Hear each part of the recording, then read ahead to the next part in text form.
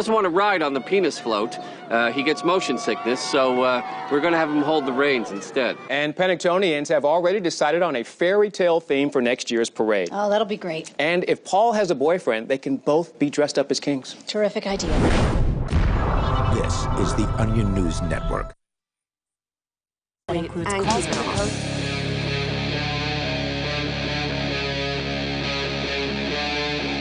Talk Live.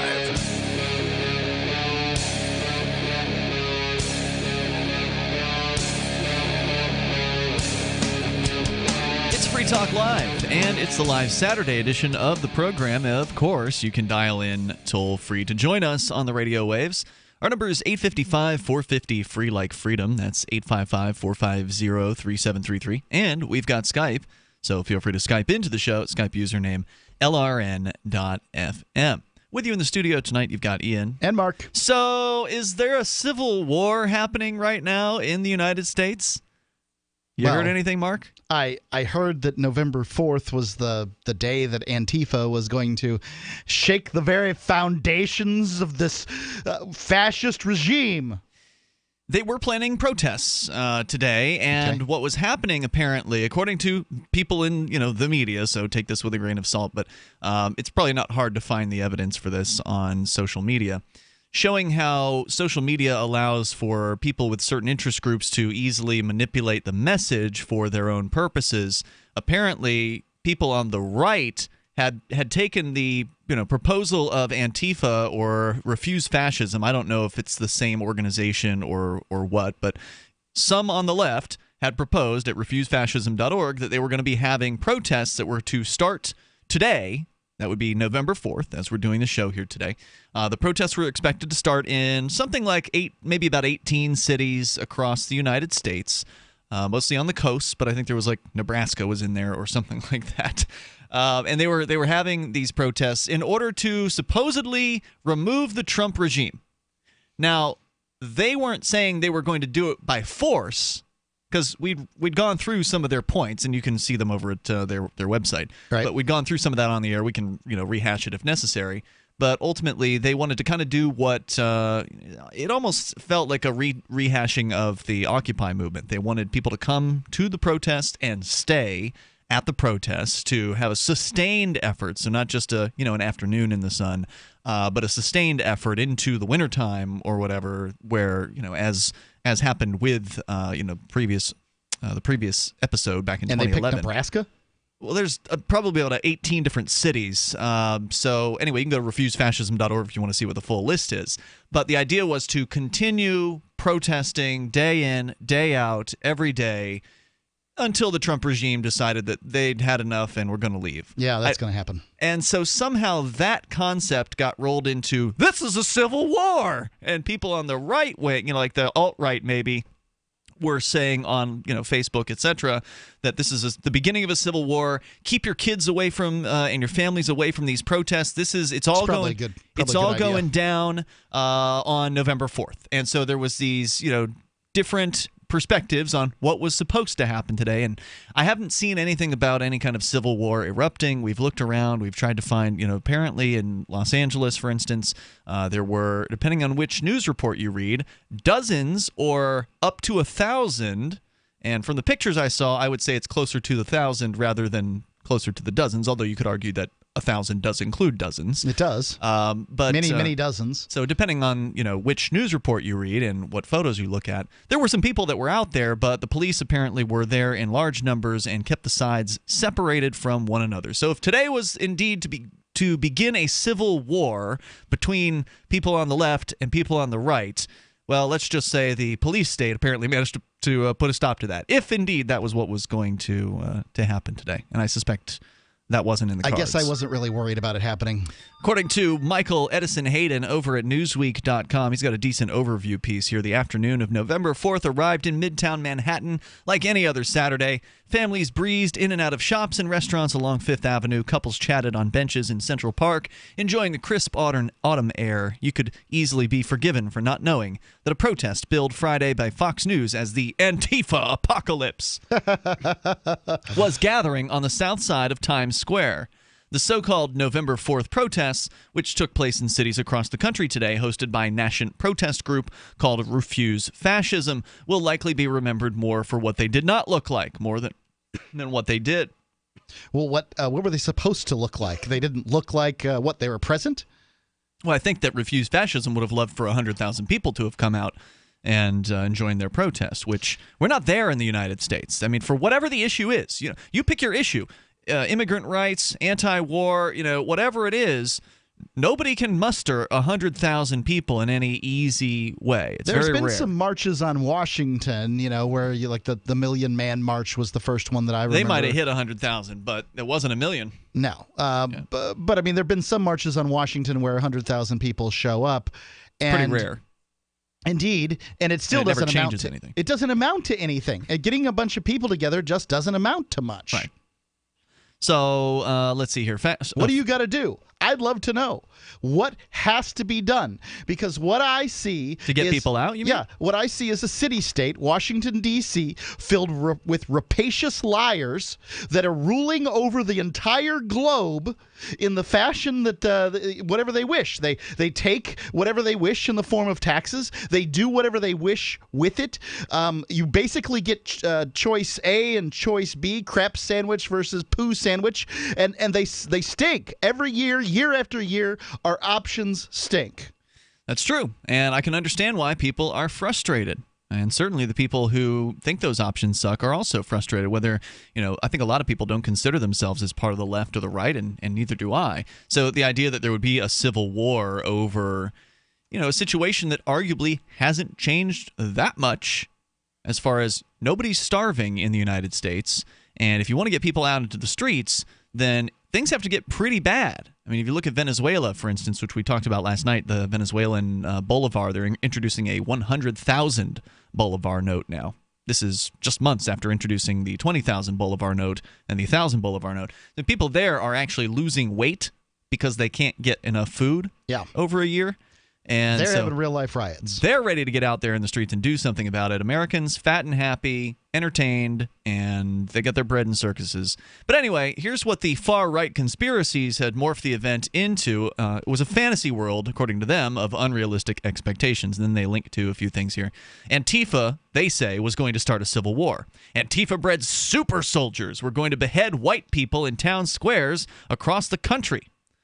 These stories were pushed hard by far-right outlets like Alex Jones' InfoWars and Gateway Pundit, feeding an engine of clickbait to build a mind-blowing but utterly meaningless news story almost entirely out of thin air. In Times Square by 2:30 in the afternoon today, a half hour after the New York City event was supposed to begin, a little more than... Go ahead, just take a shot in the dark. 24. This is New York City. 24. 300. Okay. 300 people in New York City, the most populous city of all of the United States. Look, the cities are going to be really mad. Cities tend to be more That's nothing. Democrat-leaning. I understand. Nothing. I understand. 300 people could really cause some problems if they wanted to, but these aren't rioters. These are protesters. That's right. And nobody cares about protesters. That's true. Nobody really cares. Most people are annoyed by them. Yeah. And I know this, having done countless protests myself and having been, yelled at, flip the bird, and so on and so forth. I've gotten a lot of positive responses. Sure. I mean, some people do care. If you're standing out, but that doesn't change anything. Nothing matters as far as what these protests can accomplish. If somebody shakes tangibly. their fist at you and calls you a stinking liberal or a stupid neocon or whatever it is terminology they use, then so what? If somebody honks their horn and waves at you and says, "Oh, good job for standing out there in the weather and blah blah blah about whatever issue I care about," it still doesn't matter. Protesting in the long run, doesn't matter. We don't have a government where your voice matters. Tell me the last time an election was decided by your one vote, and then I will believe that we have a government where your voice matters. If you have freedom, If the state leaves you alone, then you can make a decision in a given area. So yes, your voice matters in areas where the government says you can make a decision. But those areas are shrinking as time goes by. That's definitely Somebody true. has decided that you will no longer make decisions regarding your health care. At the federal level, those areas don't exist. Here in New Hampshire or a local level, then yeah, there's sometimes still some issues that you can vote on. But federal government, no, you don't get any say. All you get to do is vote on the people, and of course, they're always scumbag 1 versus scumbag 2. But let's get back into the story here about these protests, because while I agree with you generally that long-term protests don't tend to change much if they're small and not sustained, you can certainly see that, like in the Egyptian Spring, was it years ago? Arab Spring. There was definitely some changes that came out of those protests. Of course, they also burned buildings down. It's Free Talk Live. Message and data rates may apply. Oh my gosh, that's Frank Thomas. No. Yes, that's him. Go ahead. Excuse me, are you Frank Thomas? Yes, I am. I bet you get recognized a lot. I was a pretty good ball player. You were? Some people thought so. Sorry, we recognize you from those Nugenics commercials. Oh, yeah? That's great. So does Nugenics really work? Oh, yeah. I really can feel the difference. My workouts are better, and I feel a lot more energetic. I wish my husband would use Nugenics. It's so easy to get started. All you have to do is send one simple text. Text the word radio77 to 42424 for a complimentary bottle of award-winning Nugenics, the #1 selling free testosterone booster at GNC. Its unique man-boosting formula is powered by Testofen, a patented key ingredient clinically researched to help a man feel stronger, leaner, more energetic, and more passionate. And you're going to like the difference, too. Text radio77 to 42424 for a complimentary bottle of Nugenics. Samples are not available in stores. Text RADIO77 to 42424. I got my Blink home security system delivered right to my door. I downloaded the app and it walked me right through the easy setup. Even with my complicated router system, I was done in like 10 minutes. Now it notifies me whenever something moves in front of the wireless cameras, or I can just check it whenever I want right from my phone. And I got you a deal. Get 3 Blink cams for what the other guys charge you for 1. Plus, an extra 10% off. Visit blinkprotect.com/FTL. Blinkprotect.com/FTL. Blinkprotect.com/FTL.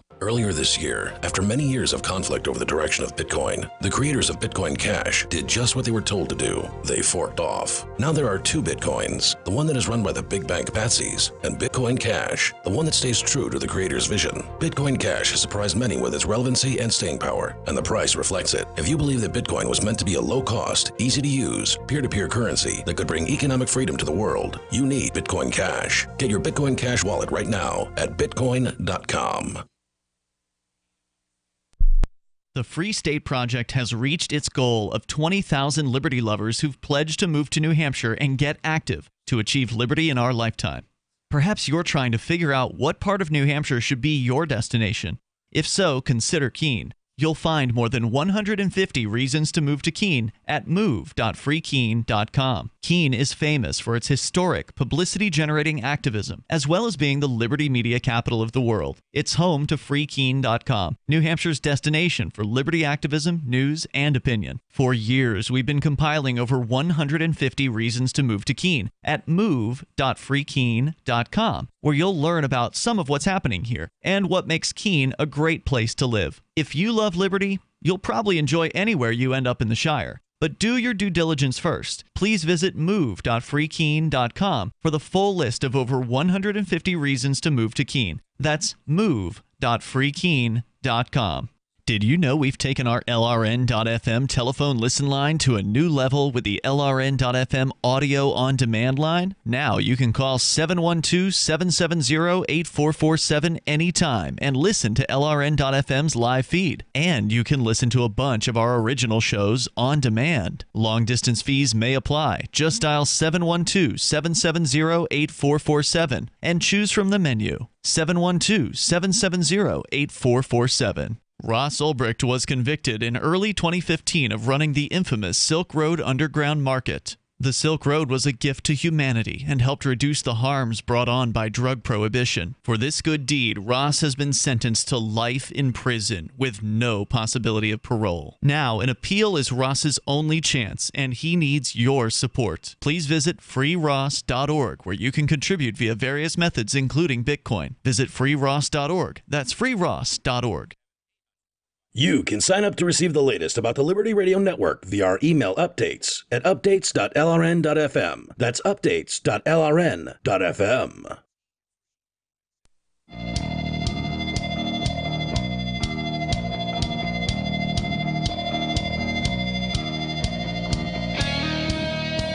It's Free Talk Live, and we invite you to join us here on the radio. Our number is 855-450, free like freedom. If you want to, you can bring up anything you want, although we're talking about the protests that happened today. Whether it was Antifa or not, I don't know. There was a group called Refuse Fascism that had been formed, and they were a relatively new group. They were the ones who were calling for protests around the country today. Some on the right side of the spectrum had called this a civil war, and we're going out today to respond in preparation for battle, apparently, which doesn't sound like there really was much. We're going to get further into that. Also, do want to let you know about Blink Home Security System. Mark, you got one of these. So do I. How easy was it to install this thing? Couldn't have taken 10 minutes. It was very easy, even with my router system, which isn't exactly the least complicated in the world. Now, whenever something moves in front of the cameras, actually, I just got a notification because I left the cat in. And she's going to be going off all night then. Yeah, it probably will be. Well, she'll usually just settle in, lay down, and then it won't bother you again. But now I get notifications. Also, I can check in if I want to see what the cat's doing. Right now, I can in real time look at what's going on, and those are there's another one. There's big advantages of the Blink system. BlinkProtect.com/FTL. That's where you can go to get your Blink system. Get 3 Blink cams for what the other guys charge for 1. Go to BlinkProtect.com/FTL, like Free Talk Live. As we continue here, you can bring up anything you want. We're talking about the different protests that happen around the country today. New York City, 300 maybe, according to the estimate, 2:30, which was a half an hour after the event was supposed to begin. And, of course, obviously some people show up late, so taking the temperature a little bit into the event is a good thing to do, and that's what the author here did at Newsweek. Only about 300 people showed up, according to NYPD officers tasked with securing it. Many of the signs Refuse Fascism had prepared sat stacked against a metal railing. Organizers handed out, so they didn't have enough people for the signs to have, to hold all their signs, or at least, many weren't willing to. Sounds like somebody was good and prepared, though. I mean, it's a good idea to make signs ahead of time and have extra signs for people. There's no doubt about it. Organizers handed out leaflets about the Revolutionary Communist Party, an older radical group with ties to Refuse Fascism. Over 1,000 people had previously committed to going to the November 4th protests on Facebook.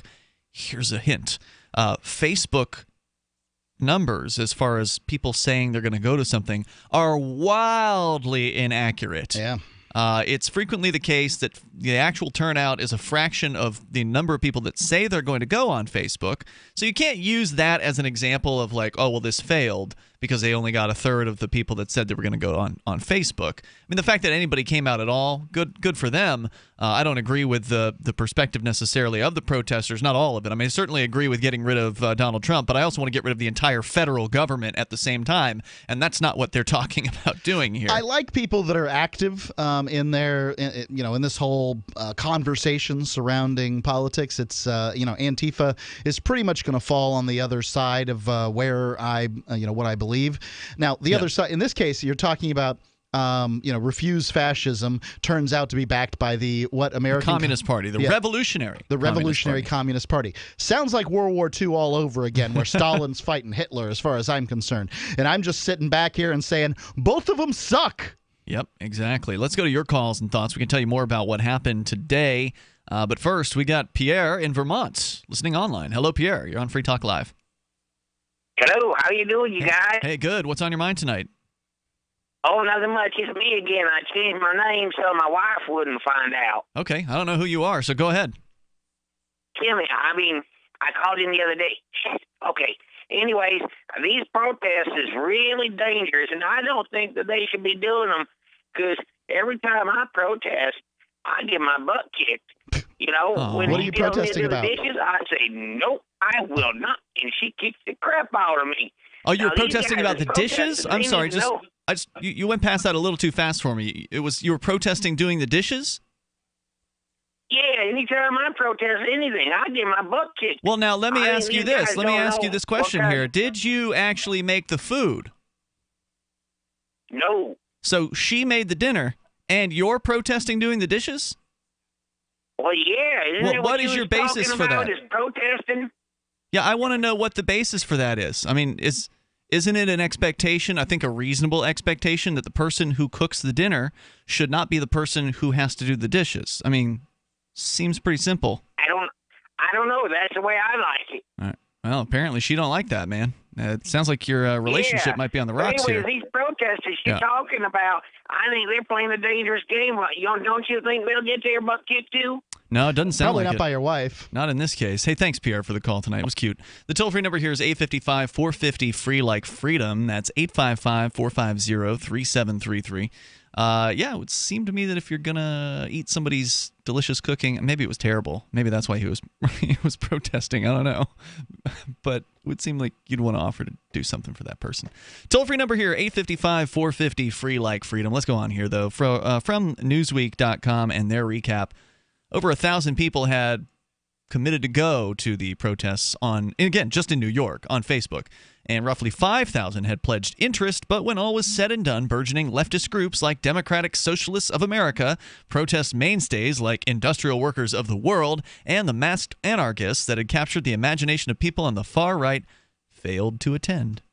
Roughly 5 Trump supporters showed up to counter the demonstration. So these were the warriors who came out in New York City after having heard that Antifa was going to be starting a civil war. 5 whole Trump supporters were able to muster themselves down to show themselves and let them know they will not be stopped. What are warriors going to fight with in New York City? They had signs. Okay. Protest signs. 56-year-old Trump supporter Christopher Lehman, who made the trip all the way from Belmar, New Jersey to counter the event, said, quote, "I thought there would be more of them. I thought there would be more of us, too." Now, if that isn't a telling quote about where we are at today, meaning that, as we were discussing before, the idea of protests in general, Mark, you're a big skeptic. I, having done many protests over the years as a regular activist here in the Keene, New Hampshire area, and even prior to that down in Florida, where I grew up, doing some really, in some cases, lone wolf protesting down there. Yeah, it's easy to do. I've done a lot, and it can be in the moment, it can be beneficial as far as like, hey, somebody honks, they're waving, they're smiling. That's good. That's good. Maybe you're getting the message out. Then, you might actually meet some people. If it's like something like an Occupy where there's actually people there who you don't know, then it can be good for networking. You can meet new people who you hadn't met before. So that's a value, I think, of a protest, is that, making connections. But ultimately, is the government going to change their policy based on the fact that you are out there? Is the court judge going to rule in a different manner because of the fact that you were out there? I would say in most cases, no, they're not. Although there are exceptions to that rule, right? You go and you look at the Arab Spring. You can see there was definitely some changes that came out of that. Of course, not pro-freedom related changes necessarily, but they changed the heads of state. So change can occur from a sustained protest. And certainly, let's say libertarians getting out and doing jury nullification outreach or a jury nullification protest out in front of a trial like the Ross Ulbricht trial or whatever can have an effect. And it did have an effect in the Ross Ulbricht trial, where the judge threatened everybody and threatened Ross and threatened his family because of the nullification activists. But certainly they could have reached somebody who could have in theory done something about, setting somebody free in a courthouse. So I'm not saying all protests should be shelved or anything like that. I think there is value in it. But in this case, I don't think Refuse Fascism is going to be able to sustain this one. Doesn't sound like it. It's Free Talk Live. Chad here, owner of Infidel Body Armor. With the shooting in Vegas, there will be calls to ban guns and body armor. You can expect prices to rise dramatically in the coming weeks as gun grabbers try to outlaw your freedom.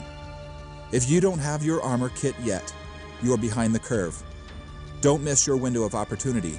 Go to InfidelBodyArmor.com and click on Specials. That's InfidelBodyArmor.com. Want revenge on the common housefly? Well, after 10,000 years, someone has finally come up with a better way. The Bug Assault, a miniaturized shotgun, which utilizes ordinary table salt as ammunition.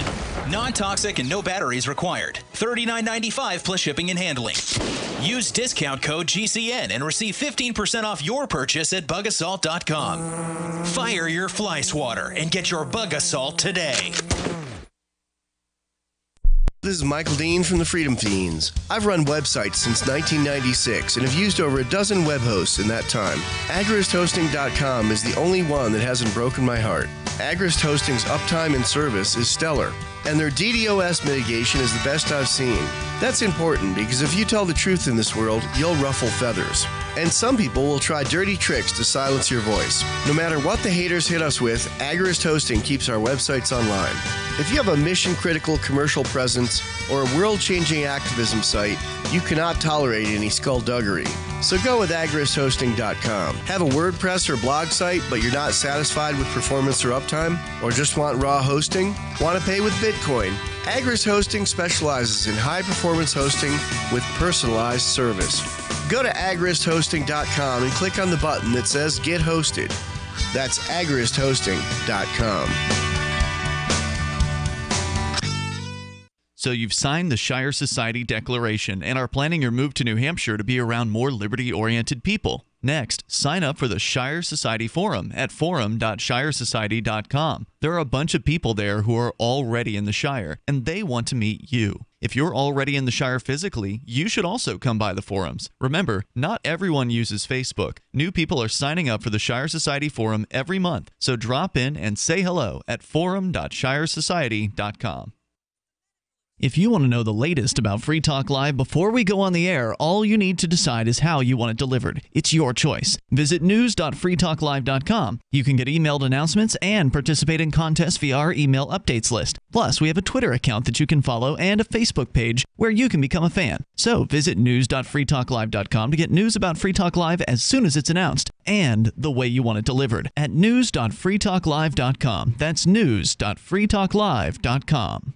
Is spreading the message of liberty, cryptocurrency, and peace around the globe worth $2 per month to you? As you may already know, in addition to our internet feed, LRN.FM broadcasts on free-to-air satellite across North and Central America, as well as Sub-Saharan Africa. And we've been available on satellite for free 24/7 since 2010. The LRN.FM free-to-air satellite signal is reaching some of the most oppressive regimes in the world, and there's no doubt our ideas are making an impact. You can learn more about the channel's impact by watching the 3-minute video at fund.lrn.fm. If you'd like to help free minds globally with our ideas of liberty, cryptocurrency, and peace, you can donate as little as $2 per month via fund.lrn.fm. You can help us continue and expand our satellite broadcast to multiple continents. Visit fund.lrn.fm today, and thank you for your help. Don't forget to share the link on social media. That's fund.lrn.fm. What's up next? Visit the Liberty Radio Network program guide to find out at shows.lrn.fm. That's shows.lrn.fm.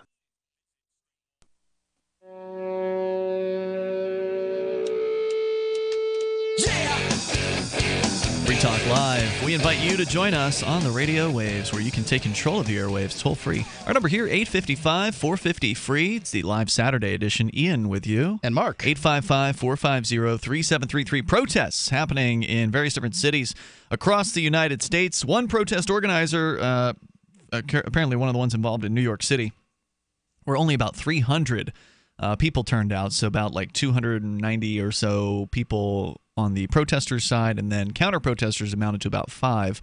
So you had the anti-Trump people and then the Trump people. The spokesperson for Refuse Fascism claims this is just the first day. So they're claiming they're going to keep this thing going. So we'll see if this materializes into more or fewer people coming up on day number 2, presuming they're talking about doing this day after day after day as opposed to like one this weekend, one the next weekend. So I'm not sure exactly what they have in mind, but we're going to tell you more about it coming up here. And also want to make sure you know about Bitcoin.com. We got a major Bitcoin-related event coming up within the next week or so. It could be like the beginning of the end of Bitcoin, or it could be a new beginning for Bitcoin. It's going to be very contentious. That is definitely the case, and we're going to keep you in the loop on what's going on with it as it develops here on Free Talk Live. But the best place to go, since this isn't all Bitcoin talk all the time on Free Talk Live, the best place to go to get the latest news about the Bitcoin world is Bitcoin.com. They actually have a news site there. You go to news.bitcoin.com and you can access that. They've got other things there as well over at Bitcoin.com, including games and a mining pool and just basic information about what Bitcoin is. So check it out over at Bitcoin.com. As we go to your phone calls and thoughts, we got Joe listening in Alabama to WDNG FM. Hey, Joe. Hey, guys. Hey. Just wanted to first say I really love you guys' show. You guys do a good job. Thanks. Thank you. And always enjoy listening to you. All right. What's on your mind tonight? Well, two quick things. I know you said kind of talk about what we wanted to, but yeah. The first thing is about the Antifa people. And I think you made a good point earlier, like, sometimes it doesn't seem exactly for us to know exactly what they are protesting about. Sometimes it seems that the people who are a part of the Antifa movement or group seem like they're anarchists. They're against capitalism, mostly leftist, socialist. Well, an anarchist, just to be clear, an anarchist is somebody who is against the state. Historically, an anarchist is a leftist that wants to skip socialism as a route to communism. So it is a word that is highly undefined. Ian. Right. Well, I mean, I'm just clarifying. Sure. There is a definition to there is a definition to the word. You can go and look it up. There's a definition. What you're saying is it has, Mark, a history behind it of being used to be associated with a bunch of communists. But I know there are a bunch of anarchists out there who do not consider themselves to be communists. So just because one is against the state doesn't necessarily follow that one is also a communist. In fact, I think if you asked the right questions, you'd find out a bunch of the commie anarchists are actually indeed statist communists who want to impose their view on other people by the use of force. And usually the typical method for that in human history has been the creation of and the use of the idea of the state. But anyway, go ahead with your comments. Well, right, and I don't mean to bottle. I mean, I have some friends who are anarchists, and they are in no way, of course, together with the Antifa people. But it seems sometimes the same group of people that maybe those people will collaborate or join Antifa people. I think it's more accurately defined as these are leftists. I mean, these are people who, there's actual communist and socialist groups who are behind the organization of this march, which is called refusefascism.org. Right, and it seems, in Germany and in Italy and World War II and a lot of other countries, there was fascism. So in my mind, if you're going to be called Antifa or anti-fascist, I keep trying to figure out exactly what they're trying to protest against Donald Trump with, exactly what, and I know they're quote-unquote anti-capitalist, and I'm sure Donald Trump is on the totem pole of a capitalist in their eyes, but it just seems like, I kind of, I don't want to say I'm with them when they go and protest the neo-Nazis and the white supremacists, because a lot of times they're there when they're rallying, trying to protest them. And they're always, you never can find just a group that is, I want to say, politically neutral and say, hey, we don't agree with you, but, we're okay with you out here doing this. Because it is, I do feel like it's great. We live in a country where, freedom of speech protects the minority, right? Yeah, and protects unpopular speech. We don't have complete fascism today, right? And so, I agree with the idea of being anti-fascist. I am definitely anti-fascist. I'm also anti-socialist and anti any kind of ist that has to do with forcing your viewpoint on your neighbors without their consent, which is all of those things. So while I might agree with them on some things, I certainly don't agree with some of the tactics that I've seen being used by some of the Antifa, which includes violence, aggressive violence on their part. And so, and also, but it always seems it's out of self-defense too. It's like they'll say, "Oh, well, we don't mind violence," and I don't blame someone if they do it for self-defense. But it seems like that self-defense is there's no, set down guidelines of what is self-defense. Hey, if someone comes up to you and says, "Hey, I don't agree with you," I'm tagging you. There was really no self-defense there. Right. Yeah. There's no doubt about that, and we've definitely seen that happen. Where, and thanks by the way, Joe, for the call tonight. We've definitely seen that where, when provoked with nothing but words, some of these the Antifa people have been seen to actually attack somebody physically. And I'm sorry, whatever it is that somebody says to you, that does not give you a right to physically attack somebody. I don't care how offensive it is, unless it's "I'm gonna kill you" and they start going for a weapon. Well, when you've got college students needing safe spaces because of words, it's natural to. This is a natural progression, right? Like, that one would suggest, therefore, that words are unsafe, and it's a scary suggestion there. Sure. I suppose the best thing is these Antifa folks are basically anti-weapon, and so if they, for whatever reason, attack, they should be easy to dispatch. I don't know if it's across the board that Antifa is anti-weapon. I suspect that... I said largely. I heard that they are known for throwing bodily fluids and things like that on people. Yeah. That is a biohazard weapon. If somebody throws a bodily fluid on you, at that point, self-defense comes into play, right? Yeah, I would say that's the case, but I don't consider that to be not a weapon. I mean, you could talk about using a number 2, for instance, is definitely a biohazard. You're talking about monkeys at that point. Right? That's what we're talking about here. Right, when you've got protesters that's what primates in cages do. That's what we're talking about here. When you have protests, the alt-right and the Antifa people, as far as I'm concerned, they're just a bunch of shouting monkeys, shouting at one another. And it reminds me of the stupidity and the mindless chanting. For instance, they love to chant. It reminds me of these political events, right? So this is just another political event. It's just that right now there's not an election happening. Because during an election, the same thing happens where, Donald Trump or Hillary Clinton's going to go speak somewhere. And so, the Hillary Clinton supporters line up, the Trump supporters line up, and they just start shouting at one another. And they start chanting at one another. And, all they're missing is the flinging poo, which apparently now they have. So we really are there. Going on here, Larry is in Indianapolis. You're on Free Talk Live. Hello, Larry. What's going on, Mark and Ian? Hey, what's on your mind tonight? Huh? Hey, look, we talk about not having a government. You got to take the bitter with the sweet. I mean, we need government, and you guys always talk against government. So I think that you're not being too smart about that. Now, what are you saying now? What do we need government for? What are you talking about? You saying we need a state? We need government to keep the whole thing glued together. We need a strong... What whole thing? In-state government, because you know what? We are the government. No. We are the government. If you are the government, I've got some things I want to talk to you about. No, we are the government. I am confident that I am not the government. Out of control. I have examined this issue from top to bottom, and I am confident that I am not the government. Well, yes, you are, because you're part of this combine we have in here in America. That's a representative, and you have a representative in your district that you're supposed to keep and make him be obedient to. Are you drunk? I mean, how could you believe any of this crap at this point, Larry? Well, if you don't, you got nothing else. After having listened, hold on, I'll bring you back here in a moment. I want you to explain yourself. How is it that you can believe all of that about the government when it's clear and in your face that you can't change the state, that the state isn't holding anything together?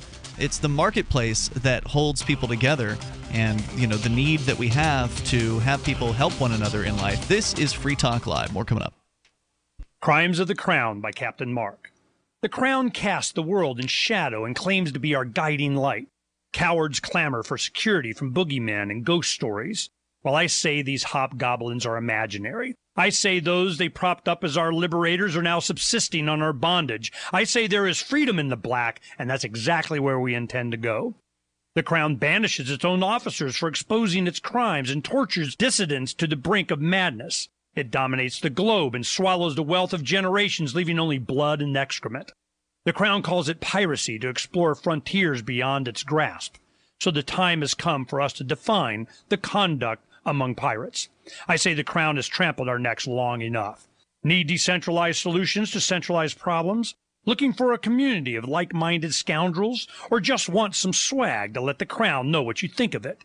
Join the conversation at pirateswithoutborders.com. We won't be hard to find. Attention business owners and independent contractors. This is a money-saving message from Tax Mediation Services. If your business owes $20,000 or more in taxes, we can help you today, right now. Listen, dealing with the IRS is no picnic. It's an intimidating and extremely stressful process, and you don't want to go it alone. Our attorneys know every law, every tax break, and every possible opportunity to help you resolve and reduce your tax debt. And if you owe more than $20,000, years, you may be at the top of their hit list. So don't take your tax debt lightly, because it will not go away on its own. The IRS can seize your bank accounts, your home, and even shut down your business. Call our tax experts today at 1-800-774-3149 and let us deal with the IRS while you focus on your business. That's 1-800-774-3149. Again, that's 800-774-3149.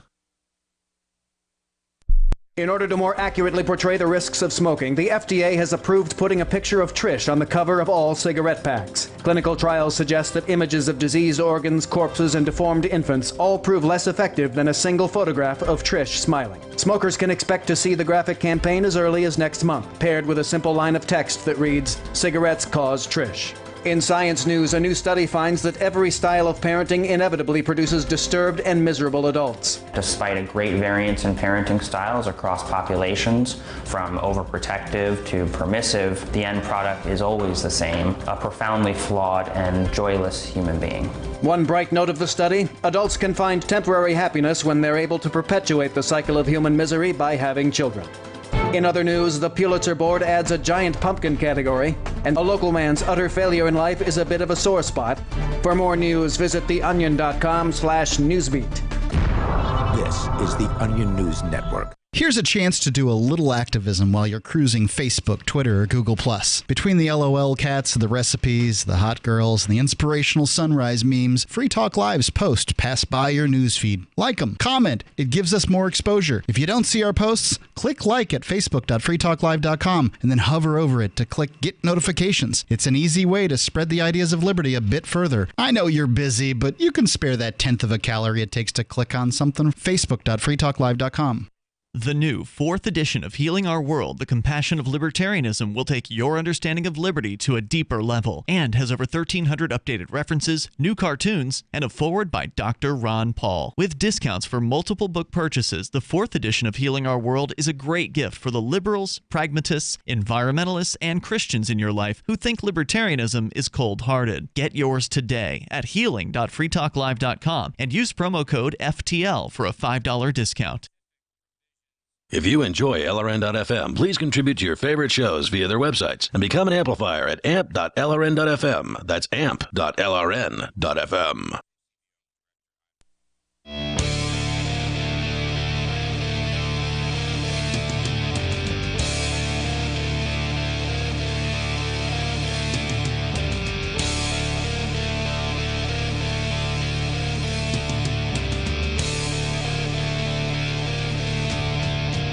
Free Talk Live, dial on in toll free here, and maybe you can explain to us why, as so many people believe, this claim that we're the government. It's you guys, all of us. We're part of this thing, aren't you? Don't you feel so warm and connected when you're I learned that in government school. Yeah, that doesn't surprise me. So we're going to get back into it with Larry here. He's the one who called in to make that claim. Also, of course, you can bring up anything you want. You can join us online over at freetalklive.com. I think it was last night, maybe the night before. Anyway, there was the idea proposed of the Chronic Caller Shrine, or Shrine to Chronic Callers. I think it was your idea, wasn't it, Mark? Yeah, I think so. Wednesday night, maybe at least, it was? I appropriated it quicker than the other hosts. Yeah, and so we came up with the idea of, all right, well, we're too lazy to put up a website page for this, and nobody really cares about websites anymore, so let's put it on the Free Talk Live forum. And it's already taken off. There are already at least 3 different pictures there of the artist's interpretation, meaning you, the listener. One of our listeners, Leah, actually came up with some really creative interpretive photos, Photoshop kind of things of what she believes that some of our chronic callers might look like. Right. And it's really entertaining stuff. Check it out over at forum.freetalklive.com. You actually don't have to be registered to see the thread, but if you do want to participate, the registration's pretty fast. It's easy. It's free, and you just have to post a quick introduction to let people know who you are, and then we'll approve your application within probably 24 hours. You're much more likely to hear the chronic callers if you listen on weeknights. Weeknights, right? Yeah. Because usually our phones are so busy on Saturday nights, then it's hard for the chronics to get through. But sometimes they do anyway. So if you want to get on the radio with us, our toll-free number here is 855-450-FREE, like freedom. Let's go back to Larry in Indianapolis. Larry, after, I don't know, a decade of you listening to this show? Because we've been on Indianapolis I've been listening to you since you came on, and I used to call all the time. I know. And, we know your voice. And I know my grandson called in one evening. I mean, after a decade of listening to this program, because we've been on Indy since before WIBC. WIBC is the station we've been on for the last few years, several years. But before that, we were on a different station. WXNT. I'm just saying praise the Lord for WIBC. Yeah, I love WIBC. It's a way better station. That other station's off the air as far as talk radio is concerned. But anyway, after many years of listening to the show, the fact that you still cling to the idea that you're part of the government is shocking to me. Why? Here's what I'm saying. And I'm a colored person, right? Okay. Now, what color? What I mean, I'm a black person, a Negro. All right. Colored. Okay. What I'm saying is, we are the government, right? That's the way it was intended to be. And maybe it's an illusion. But what that means is we have our representatives. Somebody like Mitch McConnell or Nancy Pelosi. Don't know her or one of the. I'm naming people. How could somebody represent me if they don't even know me? Okay, in the House of Representatives, they need to know you because the populace needs to have. Hey, listen, let me make one point here. They need to have a collective fund where they can fund and pay for people to go to Washington and put a tail on these suckers. We know that they need extra money. We put a tail on them and say, hey, look, and strong-arm them. So when they go on to make a vote that's against our Constitution, we need to be right there with them and say, you do it. We're going to dog you when you come back to town. But it doesn't matter. They're not afraid. They're not afraid. If you send somebody up there to pin some tails on them, they'll be afraid. That's right, pin the tail on the donkey. I mean, some of them look like they'd be pushovers. But I'm just saying, we got a good thing going here, but we have to understand, if we can't protest, like now, it's getting harder to protest, because I've been protesting for about 30 years, right? It's harder to do right now. Why is it harder because now? You can get beat up. You can get beat up. That never happened 40 years ago? Come on, man. Well, I'm telling you, 30 years ago, you knew what you were facing, but now it's more subverted when you go into a meeting to speak, and they don't start putting the deputies on you or beating you until you start saying something they don't like, and there's nothing you can do about it. Hold on, I thought you said you were the government. Now you're saying, are you beating yourself? I am the government. Yes, it is. Because so you're beating yourself. It's like a self-flagellation. Hey, Mark, listen. I'm listening. The only way, don't go there on me. But the only reason that happens is we're not attentive enough to keep our government officials obedient to what we want them to do. I agree with you 100% on that issue, Larry. The difficulty is that we all have jobs. Like, we've got to go to work so we can pay these politicians paychecks. And then as we pay their paychecks, they're about mischief, and we don't have time to both deal with their mischief and work to pay their paychecks. Yes, we do. We can give $1 a month from our paychecks as a collective and hire somebody to do it for us, not to be cheapskates. If some son of a gun's hurting you, setting up there, dumping on you, legislation that's making it hard for you to live, you hire somebody. Go here and deal with him. Larry, thank you for the call tonight. I appreciate it. It is pie in the sky to believe that these people in Washington, D.C. are going to care about what you think, even if you dog them or put somebody on their tail. I like the idea of a liberty lobbyist. Daryl, our Thursday and Friday night host, he does this sort of thing in New Hampshire.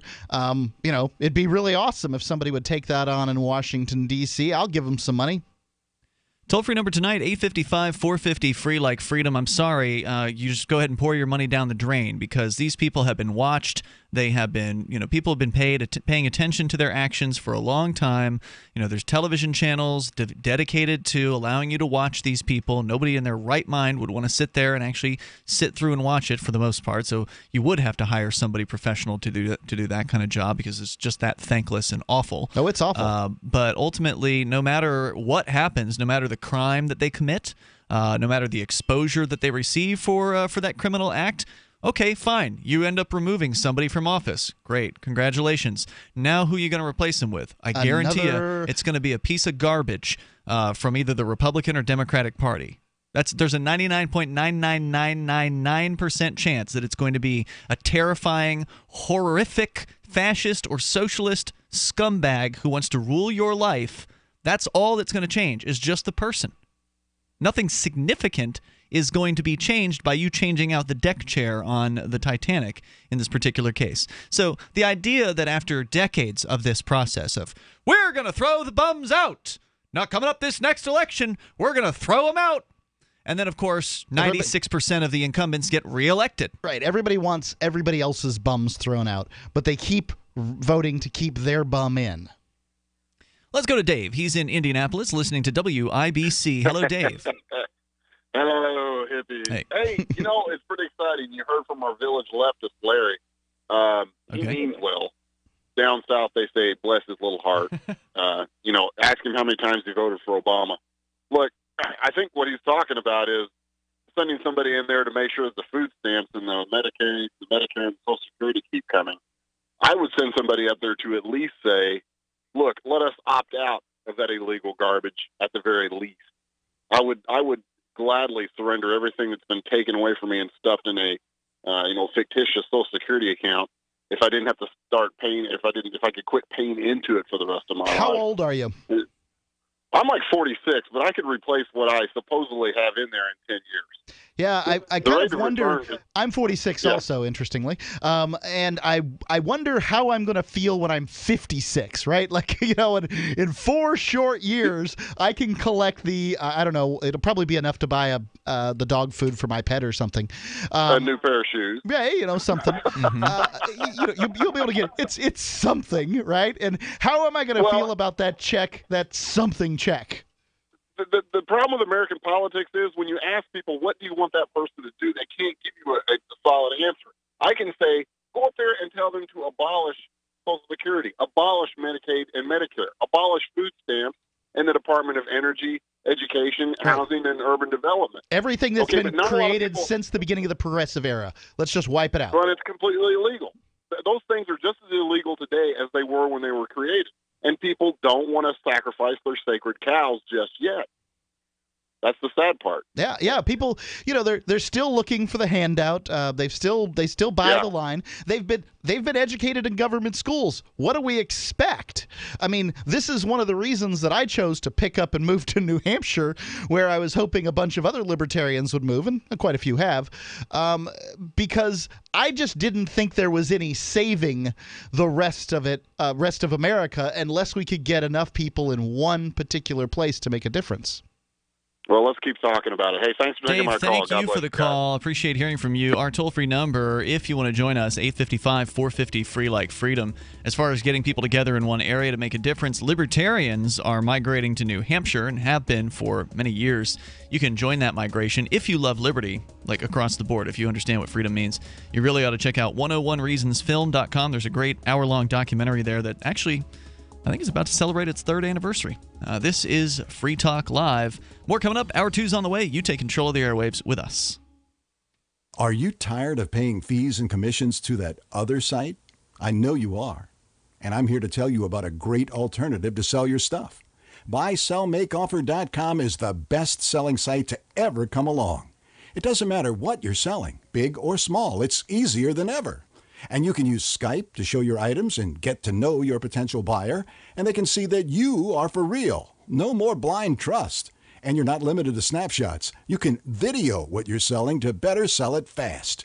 For as little as $9.95, and that's after a free 30 days, you can sell everything you no longer want with absolutely no fees, ever. Go right now to BuySellMakeOffer.com and become part of a community of buyers and sellers who have already discovered this revolutionary way of getting it sold online. That's BuySellMakeOffer.com. You'll never regret making the switch. BuySellMakeOffer.com. So, what are you waiting for? Cell 411 is a free app for Android and iOS that replaces government-controlled 911. Cell 411 allows you to preset a group of friends or private organizations to show up at any emergency. Cell 411 is a nightmare for the state because it proves their so-called services aren't needed. Cell 411 has had thousands of installs, and of course it's covered by the BIPCOT no government license. Cell 411 because your friends won't shoot you when you're in trouble. Without the government, who would build the emergency services? You and Cell 411. Get it today at GetCell411.com. So you've heard all 3 hours of the latest episode of Free Talk Live, and you're still hungry for liberty-oriented audio content? Did you know that we have another 24/7 audio stream at LRN.FM? The Liberty Radio Network airs the latest episodes of some of the best liberty-oriented podcasts on the internet around the clock. In addition to recorded content, you'll also hear live shows like Free Talk Live, originating from our Keene, New Hampshire studio. So listen anytime at LRN.FM. That's LRN.FM. You're listening to the live edition of Free Talk Live. Hour number 2 is next, after the news, here on the Liberty Radio Network at LRN.FM. From Keene in the Shire, the Liberty Media capital of the world, this is Daryl W. Perry, host of FPP Radio News for Saturday, November 4th, 2017. Silver is trading at $16.84 per ounce. Gold is valued at $1,270 per ounce. Bitcoin is trading at 1.7 cents, and the average price of Bitcoin is $7,155.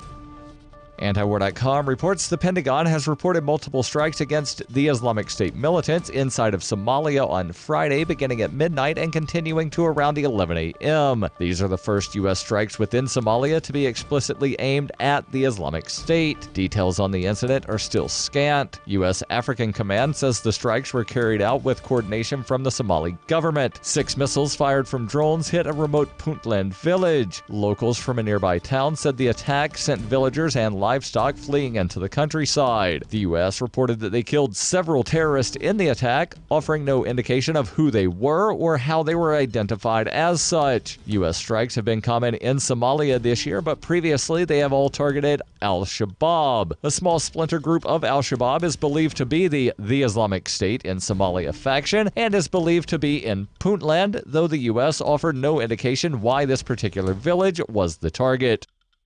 For over 40 years, Roberts & Roberts Brokerage has been a trusted source for buying and selling precious metals like gold and silver. And as a Bitcoin-preferred business, Roberts & Roberts Brokerage has removed the minimum purchase amount for all orders paid in the digital currency. Call Roberts & Roberts Brokerage today for knowledgeable advice on buying and selling precious metals and a forward-thinking approach to new technologies. 800-874-9760 or visit online at rrbi.co. UPI reports a military judge ruled Friday that Army Sergeant Bo Bergdahl will receive a dishonorable discharge for desertion in Afghanistan, but no prison time. Bergdahl was convicted of desertion and endangering fellow troops when he left his post in Afghanistan in 2009 and captured by the Taliban. He was returned to U.S. custody in 2014 in a prisoner swap. At the Fort Bragg, North Carolina sentencing hearing on Friday, Colonel Judge Jeffrey Nance added that Bergdahl must forfeit $10,000 in pay and must be reduced in rank to private. The ruling followed a 2-week sentencing procedure that included testimony from several of Bergdahl's comrades. He pled guilty to the charges on October 16th, admitting guilt without prosecution assurances regarding his sentence. On Monday, he apologized to those soldiers injured while attempting to rescue him. He also described the conditions under which he was kept by the Taliban, noting he was caged for 4 of the 5 years he was held. Nance did not offer an explanation on Friday for the sentence, which will be reviewed by General Robert Abrams, who convened Bergdahl's court-martial. It can also be reviewed by the U.S. Army Court of Criminal Appeals. The preliminary hearing officer's recommendation of leniency in 2014 prompted a warning from Senator John McCain of Arizona that he would hold a hearing if Bergdahl was not punished. The case was prominently mentioned in campaign speeches by President Donald Trump, who regularly called Bergdahl a dirty, rotten traitor who deserved execution. Following Trump's inauguration, Eugene Fidel, who led Bergdahl's defense team, suggested a fair trial was impossible after Trump's comments. Cell 411 is a free app for Android and iOS that replaces government-controlled 911. Cell 411 allows you to preset a group of friends or private organization to show up in an emergency. Cell 411 is a nightmare to the state because it proves their so-called services aren't needed. Get it today at getcell411.com. Reuters reports the U.S. Department of State told Homeland Security officials this week that thousands of Central Americans and Haitians living in the United States under special status no longer need to be shielded from deportation. A program known as Temporary Protection Status, set up in 1990, exempts foreign nationals from being deported to home countries deemed unstable because of natural disaster or armed conflict, and protects more than 300,000 people living in the United States. Citing unnamed officials, the Washington Post reported on Friday Friday that Secretary of State Rex Tillerson said in a letter to Acting Homeland Security Secretary Elaine Duke on Tuesday that conditions that had been used to justify the protection no longer applied in Central America and Haiti. The Department of Homeland Security has until Monday to announce their plans for about 57,000 Hondurans and 2,500 Nicaraguans whose protection under the program will expire in early January. The State Department representative said no decisions have been announced regarding the program for nationals of Haiti, El Salvador, Honduras, or Nicaragua. This has been FPP Radio News. Online at fppradio.com. Jared Gilchrist was surfing when he was attacked by a shark that took his leg. Thanks for being with us, big guy. Thanks, this is tight. What was going through your mind when you first realized that you were there with a shark all alone in open water? I felt like a total badass. It bit into my leg and started shaking it back and forth, and at that point I just felt, yes, this is sweet. I can't imagine what it would have been like to see the teeth sinking into your leg like. It was sick. At one point I just saw my leg just floating there in the water. It was awesome. Okay, we're joined now via satellite by Dr. Brian Caddy. What condition was Jared's leg in when you first saw him? It was in pretty rough shape. The shark had scissored through the muscle, and it was all just like hanging off the bone. It was nuts. Yeah, I kept touching it. It was slimy as hell. Yeah, totally. It was insane. Well, doctor, how do you deal with something like this? Well, you know, you're never fully prepared for an injury this freaking cool. You know, we just tried to stop the blood loss, and we took a bunch of photos because it's hysterical to freak out the nurses with gnarly shit like this. This is the Onion News Network.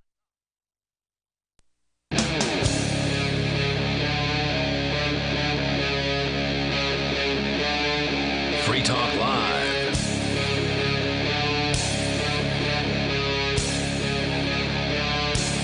This is Free Talk Live. We're launching into the second hour of the live Saturday edition of the program. In the first hour, we talked about the Antifa protests, and there's more to say about those. Of course, you can take control of the airwaves, bring up anything you want. Our number here is 855-450-FREE like freedom. That's 855-450-3733. With you in the studio tonight, you've got Ian. And Mark. We're going to go back to your phone calls and thoughts, though. Let's go to Skype, where David is on the line in New Mexico. Go ahead, David. Hey, what I was going to share with you tonight just happens to fit perfectly into what you guys brought up anyway. And yeah, no, our government is already gone. It might have supposed to have been us, but it's no longer us. You've been duped.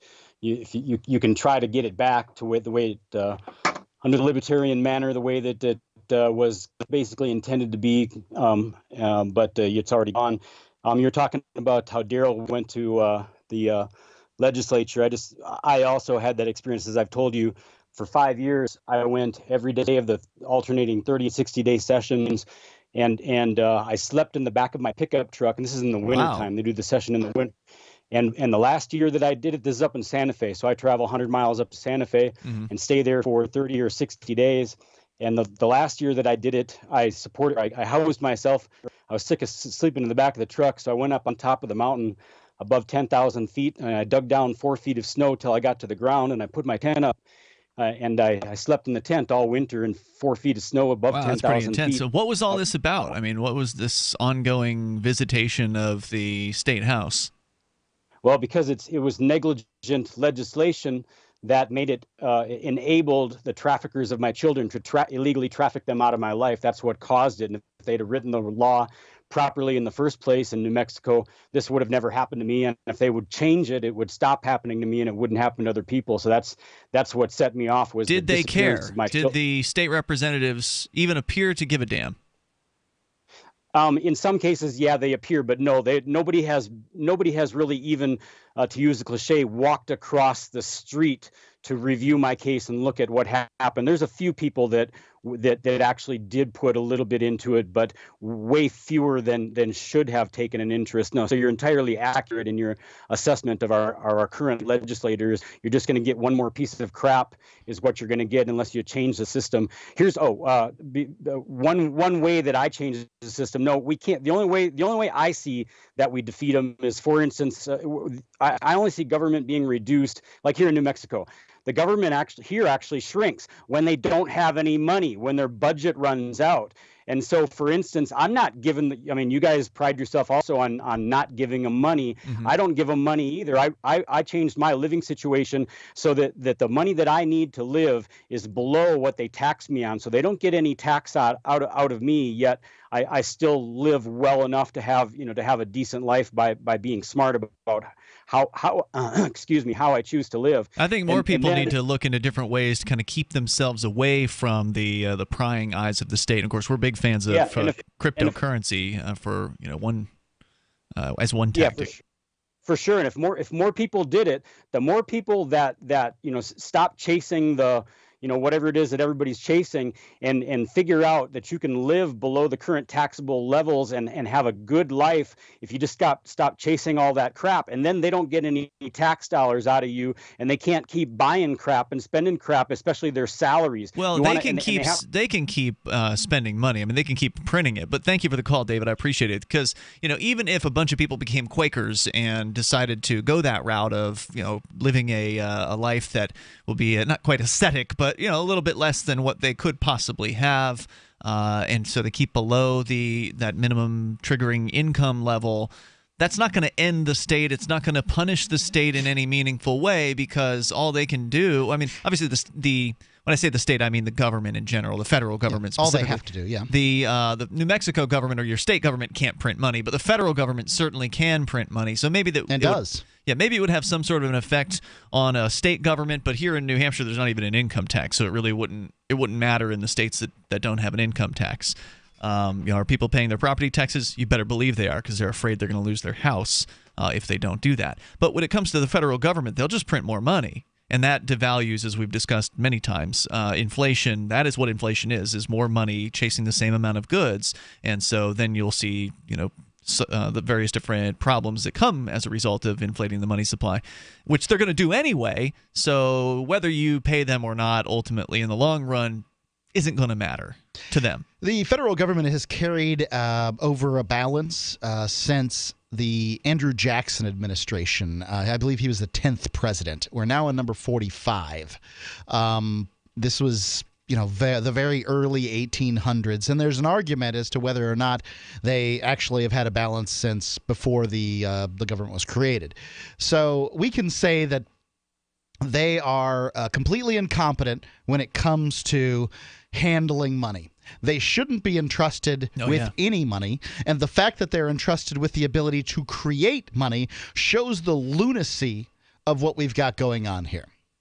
Well, and that's the way it's been, though. I mean, the government for generations upon hundreds of years has been the money issuer.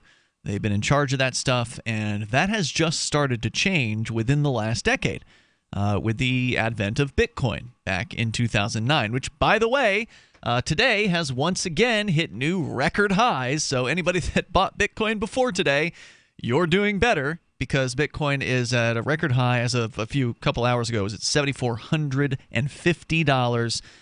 It may be one of those nights where by the time we finish the show, it's up at 8,000 or something like that. Okay, it's actually down a little bit. 73, 76 right now, but it's been just an amazing month. An amazing year for Bitcoin, this incredible decentralized cryptocurrency that has taken the world by storm.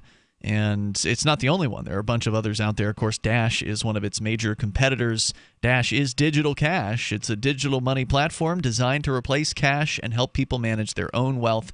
It's fast, it can be private and easy, fees are low, and transactions are quick, and can be confirmed instantly. Will Coley, who is one of our co-hosts sometime here on Free Talk Live, he was in today, and he had somebody send him some Bitcoin recently, but they sent it with a low fee and you can't blame somebody for wanting to do that, because the Bitcoin fees right now are out of control, and that's a whole other discussion. Bitcoin's basically broken due to the network being full, and they're trying to fix that, but who knows if they'll be able to. So Bitcoin may be on its way out at some point, although the price keeps going up. But the fee that the Bitcoin that he was sent was sent with a very low fee, and it has now been more than 24 hours, and he has not yet had a confirmation on that Bitcoin, meaning that the network doesn't really know for sure whether that's going to be confirmed. And normally that takes 10 minutes. Yeah. Normally the Bitcoin exists. It's just not. We're just not sure whether it's going to get to him in a timely fashion. Well, it's definitely not timely. at this point. It's been 24 hours. Normally it's about 10 minutes is when the first confirmation comes in. He's still waiting. Yeah. Whereas with Dash, you don't have that problem. You can easily pay with Dash. It's decentralized. It's run by users who earn rewards for helping run the network and make governance decisions. Anyone can invest in Dash and earn rewards for helping run the Dash network. You can join Dash and help create a better financial system for everyone. Take back control over your financial future today and find out more at dash.org. Here on Free Talk Live, we're big fans of cryptocurrency in general. Which one's going to roll to the top? What will unseat Bitcoin someday? We have no idea. But Dash definitely has some really unique features to it, and it's one of the top 6, I think, right now in the world.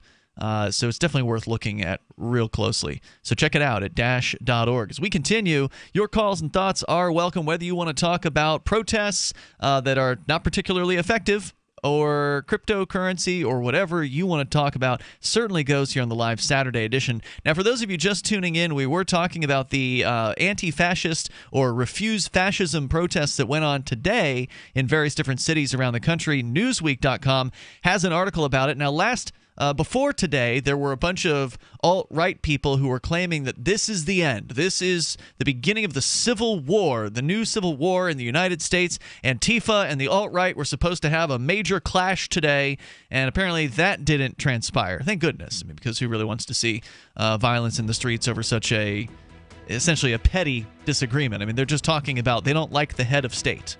It's not the state itself that's the problem. It's not the government itself. The idea, this artifice, the idea that, people should have the right to rule over others regardless of what political party. No, they're totally fine with that. One side doesn't like the head of state, the other side likes the head of state, and that's supposed to create a civil war. We'll tell you more about it coming up here in moments. You can share your thoughts on Free Talk Live. Message and data rates may apply.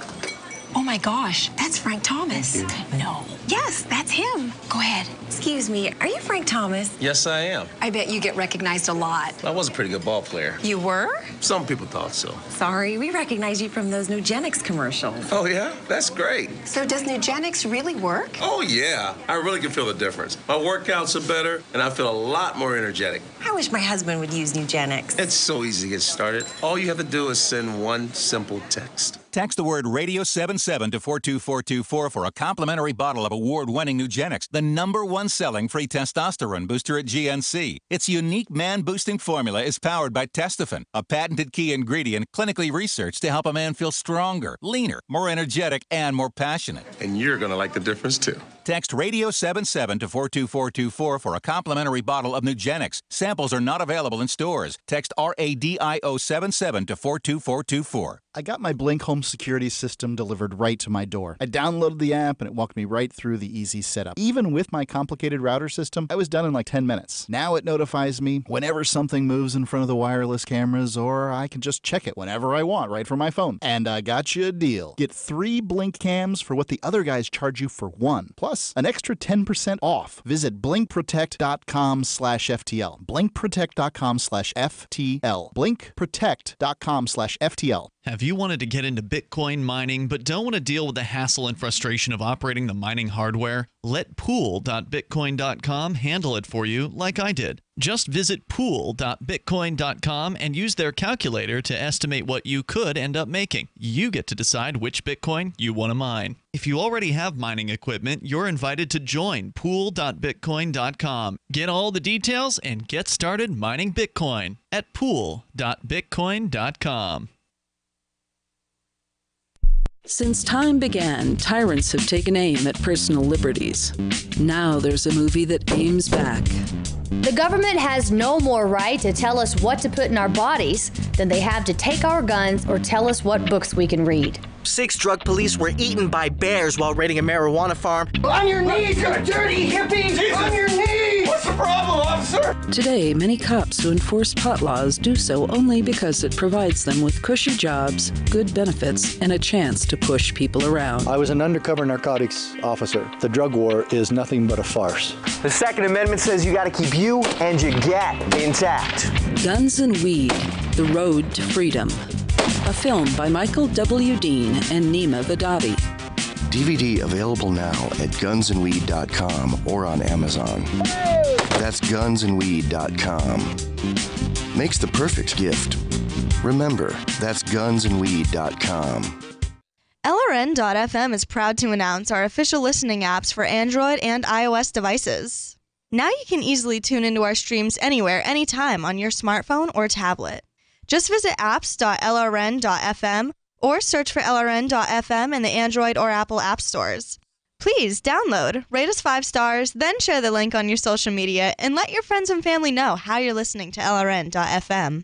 Download it now, free at apps.lrn.fm. We've all heard about blockchain assets like Dogecoin, Ether, and Ripple. Bitcoin isn't the only player in the blockchain game any longer. And for those of us wondering how to get our hands on these digital assets, finally, there's a solution. Shapeshift.io allows you to buy and sell between your digital assets and Bitcoin instantly between your own digital wallets. I've used it with ease. Shapeshift.io. There's no account or email address needed. You send them the crypto you want to sell. They send back the crypto you want to buy. It's that easy. Shapeshift.io. You're listening to the best liberty-oriented audio streamed around the clock, on the air and online. This is the Liberty Radio Network at LRN.FM.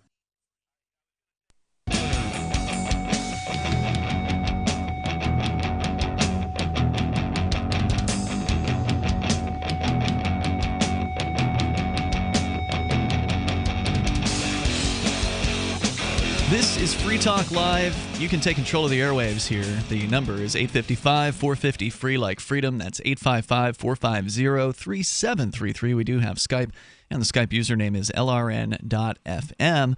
With you in the studio tonight, it's Ian. And Mark. Also, don't forget you can join us online. Just head on over to freetalklive.com and enjoy the features that we have on the site waiting for you, where you can actually create the content. There's front page there. It's a Reddit-based page. You can submit, let's say, YouTube video or news article or even your own personal post, and then other listeners can vote it up or vote it down, whether or not they like or dislike, and then we might share it on the radio. So check it out over at freetalklive.com. Let's go to your calls and thoughts, and we can tell you more about what happened or what didn't happen in various different cities around the country with the supposed Refuse Fascism protests. Did they fizzle or did they meet their goals? Let's talk about that coming up here. 855-450-FREE like freedom. James is in New Jersey. You're on Free Talk Live with Ian and Mark. Hello, James. Hello, Ian and Mark. Hey. Go ahead. I don't know if you guys remember, but I'm that kid who calls with the autism. Oh, okay. Welcome back. Go ahead. So you guys were talking about the protest, and I'm not so sure what the protest is. Oh, what they're protesting? The Refuse Fascism people? Yes. So, go ahead. Do you know, Mark? Apparently, they're protesting Donald Trump. Yes. Oh. Well, I believe Donald Trump is a good president for us. Why? Better than Obama. Why? Because I feel that he can get those borders up and going so that we don't let, like, the bad guys why would that be a good thing? Why do the bad guys want to get in? Well, I don't know if you heard the news about ISIS. Why would ISIS care about what's going on in the United States?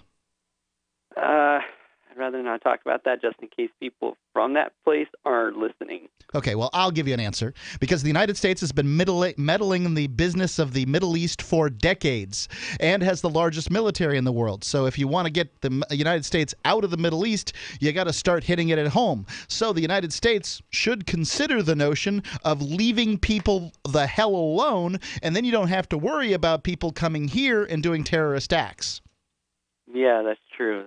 That's all I'm saying. Yeah, I mean, I'm not a fan of Barack Obama. We criticized him throughout the entire 8 years that he was in his presidency. He was busy killing people's children with remote control airplanes. There's no doubt. But Donald Trump has ramped up the killing of people's children, as I understand it. I haven't seen any reports on that. We have seen reports on that. Maybe you just forgot about it. I saw the attack in Syria. Yeah, it was earlier this year, Mark. Donald Trump had already started to, as far as per day or whatever average per day of people killed in the Middle East, he'd upped it, up the game from the Barack Obama numbers, which he had upped from the Bush numbers. So it's one on top of another on top of another. And they're just to be terrible clear, people. When people get killed, their relatives may very well turn into more terrorists. Right. Well, and of course, to believe that a border is somehow going to keep people out who want to actually, commit terrorist acts. Don't forget what happened on 9/11. All those people were legally in the United States. They had legally come to the United States. Not all of them were here legally. Some of it overstayed visas, and the vast majority the point is of people, they got in. The vast majority of people that are called illegal aliens in this country are people who have overstayed visas and have come here legally. Yeah, well, whatever. They got in, didn't they? If the fear is that they're going to blow something up or whatever, and they need to be kept out, well, that's not going to work. And even if you ramp up the requirements as far as who can come in and who can't, then you're just going to create an economy that's going to be even more damaged because people won't be able to come here and do business. This dude in New York had been here since 2010. Which dude? The one that did the car running down the people? Home Depot truck crush in New York a few days ago. Yeah. I mean, I don't know if you can't take a guy who's been here for 7 years and convince him in that amount of time this is a great place, then I don't know. So, James, I mean, I'm sorry. I don't want to see a police state be created, and Donald Trump is not going to do anything to reduce the police state that he is building upon, as was created by his predecessors, Barack Obama, George W. Bush, and all the presidents before him. So I'm not sure what exactly you think is so great about this guy. I don't know.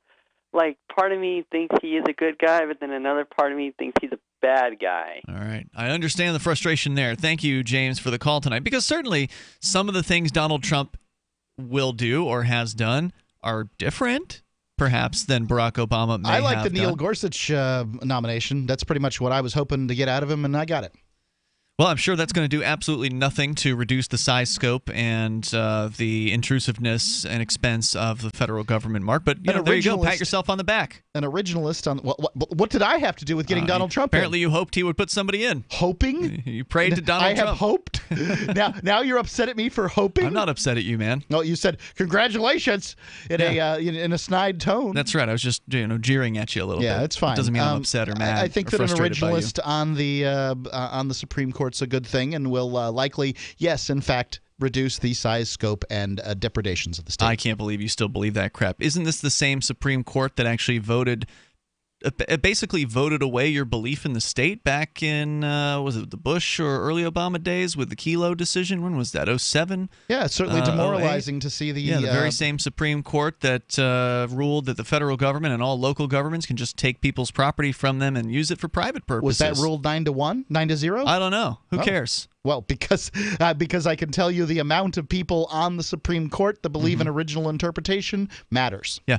If you get, after however many more years Trump is in office, a smaller federal government, I'll be pretty shocked and surprised, Mark. And He's I highly doubt. slashing regulations. What do you want? Is he? Is he That's the slashing claim. regulations? Is our business any less regulated in any meaningful fashion? It's not like we care. We just run our business. Well, I don't. Well, when I say our business, I meant the radio business. Oh, I'm not talking the about industry. This isn't a business. This is a program run by the Shire Free Church. Yeah, the radio I was talking about the industry. radio industry. Yeah, there are some supposed tiny little things that have been done within the FCC to roll back some regulations, but it's not like they abolished licensing. It's not like they actually got rid of the FCC out of certain areas of regulation entirely. So to sit there and celebrate, a little peeling back of, one little piece of a regulation as though it's some sort of a victory is ridiculous. And at the same time, they're also piling on new controls in other ways. Like you got that Jeff Sessions guy who wants to come in and ramp up the war on drugs, ramp up the war on marijuana. But Barack Obama wanted to turn it down, and that didn't do anything to stop the the drug warriors. So it doesn't seem to matter what the Barack Obama was a drug warrior. He at the end of his term, like one. At the end of his term, he started to talk like somebody who could see the light on marijuana and started to answer questions in a way that didn't make him sound completely insane on that particular topic. And then that was just an interview. He didn't actually do anything about it. Then at the very end of his 8 years, he let a few nonviolent drug-convicted so-called criminals, these victimless criminals, out of federal prison. So he did something kind of right there at the very end, but it was in no way any kind of a repudiation of the war on cannabis. So you're saying his talking really didn't amount to much, and you're worried about Jeff Sessions talking? Am I worried about Jeff Sessions? You sound no, worried. I'm You not brought worried. it up. I don't worry about things. There's no point in worrying. It doesn't change anything. But Jeff Sessions isn't just talking. He's in charge of the Department of Justice. Well, Barack Obama wasn't just talking. He was the president of the United States. But he was just talking because the war on drugs continued. Yeah, that's right. And this guy is intending to ramp up the war on drugs. You think he's BSing about that? More coming up here in moments. You can take control of the airways. I expected Barack Obama to ramp up the war on drugs. He's a president. That's what they do. This just in. Before your doctor gives you another antibiotic prescription that you don't want, get this free report, The Miracle of Garlic, your first home medicine. This free report is filled with easy kitchen remedies for common colds, flus, sore throats, ear infections, and more. Plus, learn to boost your immunity before you get sick. Go now to gcnwellness.com. Just like it sounds, gcnwellness.com to get your free report, The Miracle of Garlic. Click gcnwellness.com. Want revenge on the common housefly? Well, after 10,000 years, someone has finally come up with a better way. The Bug Assault, a miniaturized shotgun, which utilizes ordinary table salt as ammunition. Non-toxic and no batteries required. $39.95 plus shipping and handling. Use discount code GCN and receive 15% off your purchase at bugassault.com. Fire your fly swatter and get your Bug Assault today. A congressman recently revealed that legislation totaling 2,900 pages and involving more than $1 trillion was available to members of Congress for less than 48 hours to study and consider. That's over 60 pages of legislation per hour. Do you think anyone read the entire bill? I'm Jim Babka with DownsizeDC.org. Consider a proposal buried in a 3,200-page, $388 billion bill, which would have empowered committee chairmen or their agents to examine Americans' tax returns. When this horrible provision came to light, no one claimed to know how it got into the bill. One congressman questioned said, "I didn't write it, I didn't approve it, I wasn't even consulted." If your attorney represented you this way, he might be disbarred. But this is how Congress represents you every day. That's why DownsizeDC.org has created the Read the Bills Act. You can force Congress to read their bills before they pass them at DownsizeDC.org. There's no better app for tracking the value of cryptocurrencies than CoinCap. I've had a lot of apps for tracking Bitcoin, but none that's ever been able to track 500 digital assets at once. Their best feature is the Altfolio. I love this thing. You enter how many Bitcoins, Ether, Dash, Doge, or whatever else you have, and it tells you how much your crypto is worth. You can watch yourself get rich. If you have crypto, go right now to coincap.io, or you can use the Apple Store or Google Play to get the app. I love CoinCap. Coincap.io. There are lots of ways to listen to Free Talk Live. Our podcast has been around since podcasts began, and now the FTL feed is loaded with content besides our full show archives. Did you know that we make it easy for you to customize your podcast subscriptions? We have different feeds, one that includes only our full shows, one with just the Daily Digest, and one with just the Edgington Post. You decide what you listen to. It's quick and easy to customize your feeds at feeds.freetalklive.com. That's feeds.freetalklive.com. Why did you move to the Shire? I moved here to the Shire because there's other people around who take liberty just as seriously as I do. I moved to the Shire because I saw videos of people challenging authority and thought that I could get support myself. It called to me, like, do this right now. I wanted to be around people like me who got it, and once I got here, I knew there was nowhere else that I wanted to be. I've always wanted to change the world, so I moved to the Shire to join people who were actually working towards doing the same thing. The people here are awesome, loving, and positive. It was for the adventure and for the feeling of something important is happening here, and I just wanted to come to sort of be part of that. Visit ShireSociety.com to read and sign the Shire Society Declaration and learn the reasons why, if you love liberty, you should immigrate to the Shire. Plus, add yourself to the Shire map at ShireSociety.com. That's ShireSociety.com. While our satellite channel is free to listen to, it's not free for us. You can help us cover our satellite costs with the chip-in on the right side of the page at lrn.fm.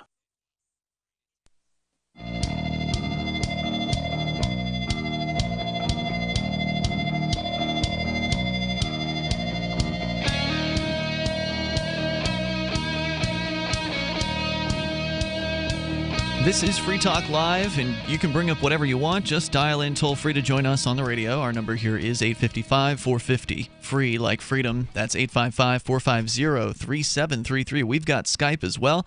So Skype on in here. It's Skype username LRN.FM. Joining you in studio tonight, it's me, Ian. And me, Mark. And if you are interested in loading up the back of your vehicle, or maybe just getting one or two, with bumper stickers, you can get a bunch of them over at libertystickers.com and easily reach thousands of people with your bumper stickers. You know people love to read them. You can check out the vast selection of witty, poignant, pithy, and downright bombastic liberty-oriented messages over at libertystickers.com. You're guaranteed to offend somebody over at libertystickers.com. As we continue here, of course, you can bring up anything that you want. We've been talking about the Refuse Fascism protests that have supposedly begun today. They're saying that this is just the beginning, that they're going to be doing more of these. Now, I'm not clear as to whether or not they intend to come out tomorrow, or they're camping out tonight, or what's going to be happening. Are they going to do it every week for a sustained period and then do it every single day? So I don't know exactly what their game plan is. I haven't dug deep into their website over at refusefascism.org, and they may not even know at this point. Maybe they were hoping to have 100,000 people come out, but they only got 300 or whatever. Only 1,000 had said they were going to attend on Facebook in New York City. Of that, they got about a third actually showing up. So, maybe they were hoping for more, and now they're realizing that they need to kind of temper their expectations a little bit. So who knows? Who knows what they're going to do next? But they're making it sound like this is not over. They want to get rid of Donald Trump. And I agree with them. They should get rid of Donald Trump and the entire federal government as well, and replace it with nothing. But unfortunately, that's not what they're calling for. They want to get Bernie Sanders or some other socialist. Yeah, that isn't going to happen. There. They haven't read the Constitution if they don't understand what's going to happen. Right. As I think you pointed out recently, Mike Pence is going to get in. If they get rid of Trump somehow, then just some other person who they don't like is likely going to take that particular seat. Anyway, back to the story here from Newsweek, who covered Michael Hayden, their author here. He was there at New York City's event. He said that about 5 Trump supporters showed to counter the demonstration. In the words of 56-year-old Trump supporter who made the trip from Belmar, New Jersey, Christopher Lehman said, quote, "I thought there would be more of them. I thought there would be more of us, too." Lehman, who brought an American flag and wore a jacket with Trump written across the back in big letters, said that, quote, "someone has to come support the president," unquote. The stated goal of the protest was, according to Refuse Fascism, to create a sustained movement on the streets to remove Trump's administration from office.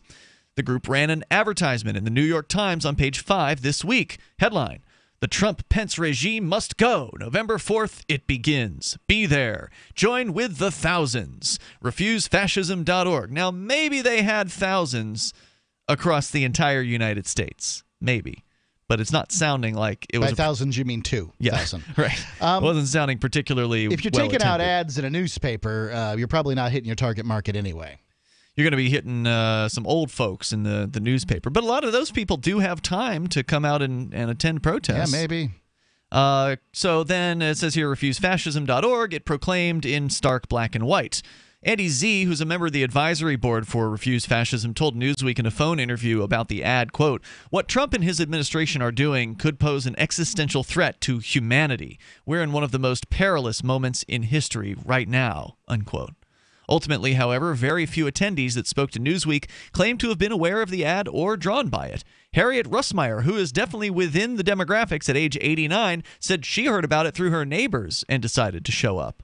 She claimed to have no knowledge about Refuse Fascism or the Revolutionary Communist Party. She says, quote, "I wanted to do something against Trump, the lies, and the incredibly backward worldview he has," unquote. The purveyors of fake news that helped create the fake story of an Antifa civil war continue to push that throughout the day, despite the number of attendees, the lack of chaos, and the fact that young Antifa protesters did not appear to embrace the protests. So again, this was being labeled as Antifa, but the group calls themselves Refuse Fascism. So how much crossover was there between the two? It's hard to say. It sounds similar, right?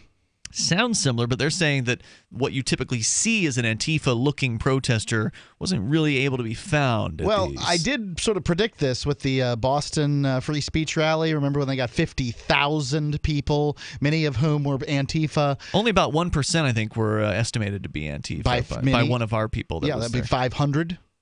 Yeah. Would that be many of whom? None of what I've said is inaccurate. Okay. So 50, I don't consider 1% to be many of much of anything, but I get what you're saying. From the perspective of compared to 0, they had some there. Yeah, well, I mean, I don't think there's that many Antifa people. I don't think there's actually they're legit the extreme. Commie. They're like the alt-right. They're like the alt-right. Like most of the right is not the alt-right, and most of the left is not Antifa. Right. Right. So when they had that rally that was against. The rally against the rally for free speech was ostensibly, apparently, a rally against free speech, and nothing happened, and it was all a big, washout. I predicted that their next event would be a washout, and now it's going to continue this way. This movement's now dead because they cried wolf back in Boston. Alex Jones held a live stream broadcast today. His website led with the headline, November 4th, Antifa launches communist revolution in the United States. Fight them with Calbin real soap. Jack, a 25-year-old spokesperson for Refuse Fascism, who asked not to use his last name, told Newsweek he wasn't concerned by the attendance of the event and that it was just the beginning of removing Trump from office. He says, we always want more people. This is just the first day. So there you go. Was it a civil war? No, definitely not. Was it even a particularly effective or noteworthy protest? No. It's a flop. No, not really. And again, if you go and you look at the Los Angeles Times, they claim dozens showed up in L.A., while the Daily News out of L.A. claims upwards of 1,000 people, which if that's true, that would be more people than attended the I've never New York heard of this City Daily News. Is it one of these communist newspapers? I don't know either. DailyNews.com is their website. Good question. I can tell you a little bit more about what they had to say here. Apparently, Randy Dixon watched as the protesters set up in L.A. and pronounced the rally a waste of time. He said, quote, I think it's crazy. It's useless. It's not going to get Trump out of office. He's here for the duration unless they find something illegal about him, unquote. Organizers say they've been threatened with violence by opposing groups, and police said they'd be out in force at the gathering armed with a new city ordinance limiting what people can bring to such assemblies. The Los Angeles City Council Tuesday amended an existing ordinance and created the list of banned items, including shields, torches, rods, mace, glass bottles, and baseball hats. Huh? The batting hats. What does that mean? You know what a batting hat is? No. Batting helmet? I don't play baseball. Okay. I figured that's in case you get hit in the head with a ball? You've been alive for 35 years. I figure you would have seen one of these things at this point. It's like a baseball cap, except it's made of plastic. Okay. I'm just guessing. Is it the thing that like shields their whole head kind of thing? Well, they've gotten or is more. It just the... Well, they didn't used to be shields for their whole head. They were just basically like a baseball helmet. Is that why they throw the thing off when they run? Yes. Oh, okay. But it could be that. It could be a regular ball cap. I don't know what they're outlawing. Maybe they don't like you running around a ball cap because they can't tell, their facial recognition software can't pick you up then. I don't know.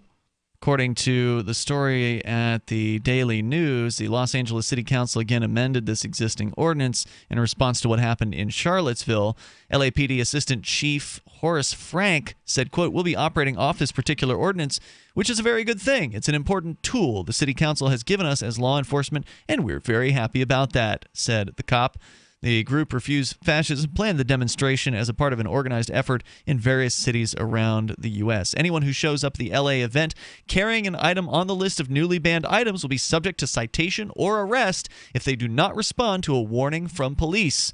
The ordinance contains a long list of items banned at any protests. Demonstration rallies, picket lines, and public assemblies. Among the banned items are firearms, knives, swords, shields, baseball or softball hats, bats, aerosol spray, tear gas, mace, glass bottles, axes, ice picks, nunchucks, tasers, projectile launchers, bottles or water guns filled with hazardous liquid, open flame torches, and ball bearings.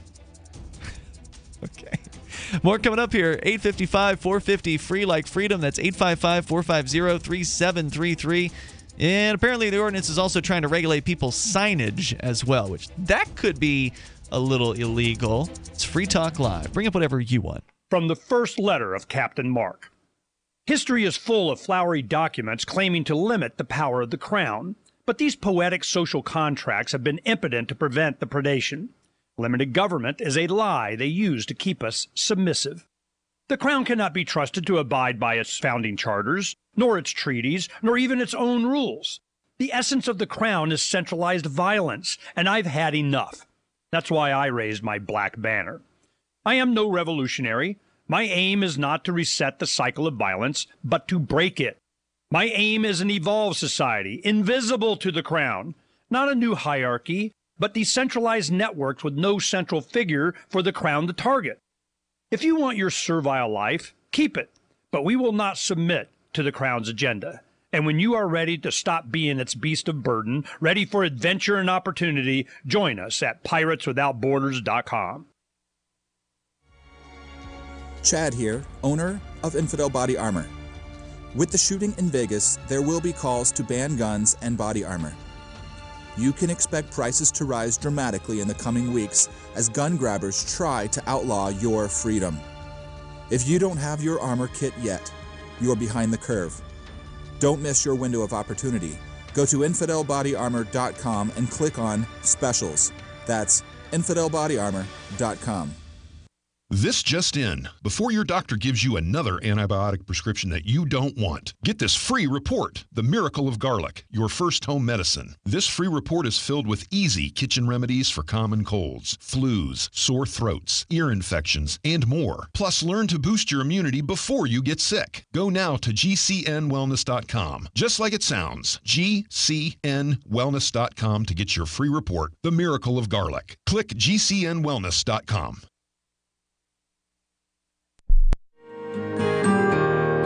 So the protection of life, liberty, and property is what the Free State Project is all about. But it's an effort to move 20,000 people who understand. It's about demonstrating to the entire country that, yeah, we can have a free market, a truly free market. Making it just a freer, great place to live. It's the world's largest voluntarist libertarian community, and it's only getting bigger. That's amazing, to be able to move to a place where other people passionately believe in being free and independent. What the Free State Project is managing to do, though, is to put their money where their mouth is. It's physically getting up across the country and saying, let's go someplace and let's demonstrate the power of these ideas. There's a lot of kind of philosophy that surrounds liberty. There's a lot of thinking about it and talking about it. But here in New Hampshire, people are doing it. 101 Reasons Liberty Lives in New Hampshire, a documentary by Free State Project Early Movers. Watch it free at 101reasonsfilm.com. 101reasonsfilm.com. The three most important things you can do for Free Talk Live are: 1. Share one episode a week on Facebook or in some other social networking site. 2. Buy the things you buy online through shop.freetalklive.com. 3. Give $5 a month to the AMP program. It's my firm belief that Free Talk Live's AMP program is the best use of your charitable dollar among liberty-oriented organizations. Support all the organizations you love, but make sure you give $5 a month to AMP at amp.freetalklive.com. When you hear the word lobbyist, you probably think about greedy corporations, but not all lobbyists are the same. Some are fighting for the freedoms you hold dear. Liberty Lobby LLC is doing just that in New Hampshire, working hard to represent you, not some special interest group. You can help by going to libertylobby.info, where your contribution will give us the tools we need to ensure that your voice is heard. Visit libertylobby.info today to find out more. Do you love Twitter? Make sure you favorite the LRN.FM Twitter account so you can receive our tweets at twitter.lrn.fm. That's twitter.lrn.fm.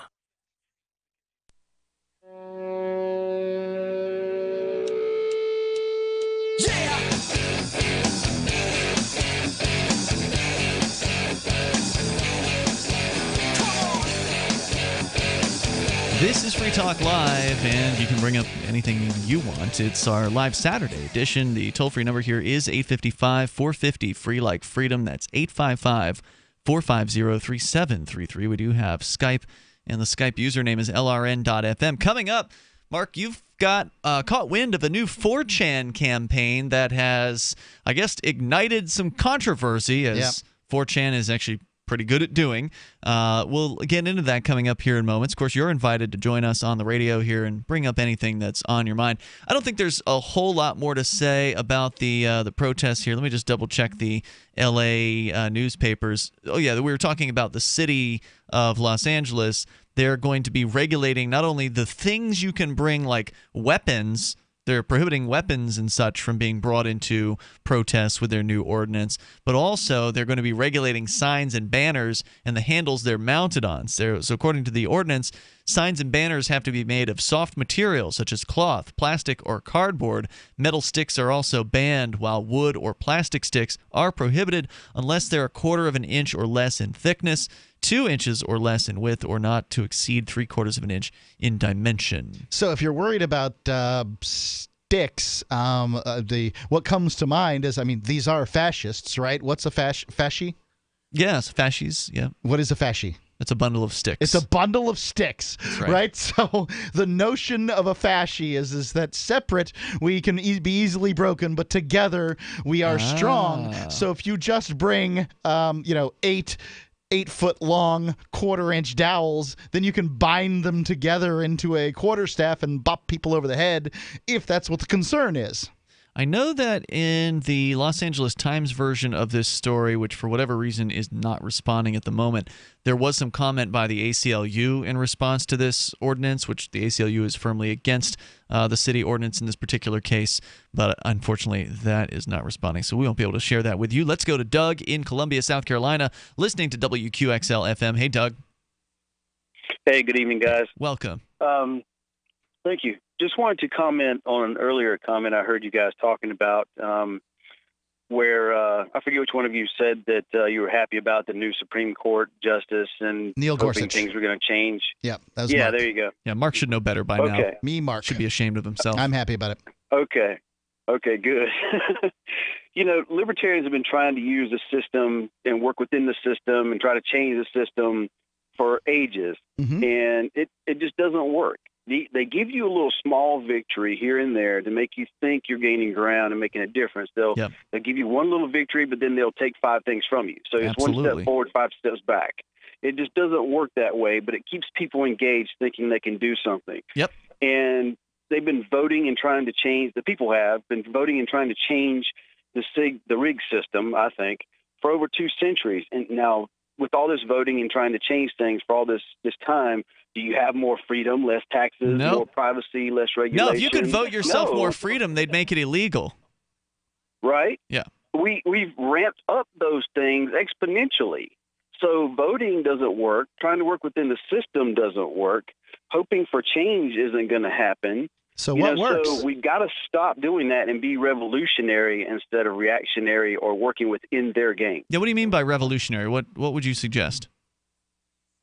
I suggest whatever it takes, to be honest with you. I mean, moving to New Hampshire and play this game. Have you moved to New Hampshire yet? I have not moved to New Hampshire because I'm not fully bought into that. Oh, okay. So what do you think it's going to take? I like the idea, but I think the execution is foul. What's wrong with the execution of moving libertarians to the same place so we can actually have an effect? Well, I don't disagree with that. So what's foul? I'm just a lot of things. Pick one. There's been resistance to the location for one. You mean by people who think it's too cold? Fair weather activists? Maybe that's it. I don't know. But there has been some. So wait, what you're saying is, hold on, let me just clarify something. What you're saying is that you're claiming the movement of libertarians, the migration that has been going on for more than a decade here to New Hampshire, has not been particularly effective because some people have quibbled about the location? You do understand that libertarians argue about everything, right? So it doesn't matter what location you choose. There's always going to be somebody out there who's like, well, I don't want to move to fill in the blank location. I think that's a terrible idea. I think everyone should move to where I live. And it wouldn't have mattered of whether or not it was Delaware or, Hawaii or wherever the Hawaii wasn't on the list because Hawaii was considered a corrupt government. I understand that. They're all corrupt. I agree with that. But regardless. I agree with that. Yeah. Okay, so what was the other reason? Well, I've also heard. Well, I don't want to disparage any group because if anybody's out there trying to make a difference, I want to hold them up. I want to support them. Yeah, but there's a reason why you aren't joining it, right? So what is it? Well, there's other things. There's financial difficulties. How many people can just uproot and move somewhere? At least 2,500 at this point. We've seen people literally with no money move here, and I don't recommend this. just to be clear. Right. But it has worked to where some have failed at this, but some have succeeded to where if they got enough of a work ethic and they're willing to live out of their car or something like that, or just catch a Greyhound bus. I mean, we've seen people move here with near to nothing and have made it work. Now, don't come up here expecting everybody's going to help you as far as like give you handouts. But if you're willing to take care of yourself and make it happen, it can happen. So I don't know if finances are really the best excuse. And besides, you can always save money, which is, of course, the recommended path of, get some savings together and then make a move. So that's not really a good excuse. The best excuses I've heard are my family and my job. People have a certain career in a certain place, or their family doesn't want to move, or their wife or their husband doesn't want to move. Sick parents. These are all excuses that make sense. But when you wipe all those off the table and say, all right, well, what else is it? Presuming your family doesn't care, or you don't have one, or because I know what doesn't work. And you were saying voting doesn't work. The federal government doesn't work, and all these other things. I get it. That stuff doesn't work. That's why I moved 10 years ago for the Free State Project to New Hampshire in the Great Freedom Migration, because I understand that some things don't work, but something has to. And I'm not sure what it's going to be. Well, tell me this. Give me some more information on this project, because what I'm hearing and the information I'm getting is that people are moving to the same area to affect the local government. I don't want to affect the government. I want to abolish the government. I want to live outside of the government. I don't want to be a part of the system. I tried to be a part of the system years ago, ran for Congress, tried to make a difference, did political talk radio for 8 years. The game is rigged. You can't do it. I saw the vote rigging firsthand, how they manipulate things. I'll have no part of it again. What if, I want to know before what's you go going any on further, outside of that. I want to address that issue first. Okay. We have people who would be considered hardcore libertarians. I'm not talking, this is... you can use whatever term you want to describe them. Voluntarists. Some people use the term anarcho-capitalist. We have about a dozen of those elected to the state house, and we have probably 80 nominal libertarians. Those are people that would score 80-80 on the Nolan chart. They've been rated by the New Hampshire Liberty Alliance based on their votes. As like a B or A rated. Yeah, I think it's B+ and up. And, those people are currently 20% of the state house. Now, point to me another geopolitical designation on the planet that has a 20% libertarian presence in some kind of lawmaking body, and I'll show you what effectively is a libertarian veto. If you want to get your conservative or your liberal program through, and I shouldn't be using the second person there. If one wishes to get their conservative or liberal program, they must get the libertarians on board, or they must bring enough conservatives or liberals to get past them. The vote isn't rigged here in New Hampshire, because I've sat there and I've seen them count them. They're written on pieces of paper. Now, maybe someplace where they have, these voting machines or whatever, maybe that's the case. But these little towns, that's not happening. I agree with you, Mark. We've seen tremendous political successes here just after basically just over a decade of libertarian activists moving here. And we've just scratched the surface for you. I mean, there's a detailed write-up that Daryl W. Perry did over at libertylobby.info, which talks about some of the political successes just from the State House within just the last year. So that's worth, I would say, taking a look at over at libertylobby.info. Also, a really excellent hour-long documentary was produced called The 101 Reasons Liberty Lives in New Hampshire. Now, this is a 3-year-old documentary at this point, but it's still solid and chock full of the reasons why New Hampshire is the best place. But even if you are completely burned out on the political process, and I was too, if you go back into the archives of Free Talk Live to 2006 or something like that, 2007, you can hear me being very burned out on politics, and I was convinced otherwise by the political successes that have been happening here in New Hampshire. But regardless, even if you don't want to touch the system, there's still plenty of people coming here, and they're doing agorism, they're working outside of the system, they're doing underground economics, and they're trying to live as free as possible. So you'll find plenty of people who are just like you. Go check it out, 101reasonsfilm.com. Thanks, Doug, for the call, because if you're willing to try anything before you get to freedom, you definitely need to check out New Hampshire if you love liberty. If not, stay far away. Investing is a long-term process. How many times can you think of in the last decade that the stock market has destroyed retirement funds for people just like you and me? For your existing IRA, you need the security that gold has provided for centuries. Remember, gold has never been worth zero. Capital Gold would like to introduce you to the Home Storage Gold IRA. It's a self-directed IRA set up with all the protection and tax benefits of an LLC. But the big difference in this IRA is you invest in gold and you hold it in your possession. You can't do that with stocks. That's security. You can transfer any type of IRA hassle-free in days. Please call right now and learn more, and we'll waive the $500 setup fee and give you a free safe to store your gold. 800-535-7789. 800-535-7789. 800-535-7789. That's 800-535-7789. Imagine, if you will, a virtual world, a symbiotic economy with its own currency, where you can barter your services with others. Symbi.com is a marketplace of real people exchanging skills and services, from web developers, marketers, video production specialists, and teachers of all sorts, to gaming consulting or fitness coaching. Symbi.com is a vast world of people trading freely. Take my word for it, it's an adventure you can't afford to miss. Simbi.com. Did you know you can watch Free Talk Live during our live show 7 days a week from 7 to 10 p.m. Eastern via our studio cams at cam.freetalklive.com? Plus, you can chat with other listeners while you watch, all totally free. Now that our live video stream is hosted by YouTube, our video archives will be online even faster, so be sure to subscribe to our YouTube channel. Listen, watch, and chat all free at cam.freetalklive.com. That's cam.freetalklive.com. You're listening to the live edition of Free Talk Live. Hour number 3 is next after the news here on the Liberty Radio Network at LRN.FM.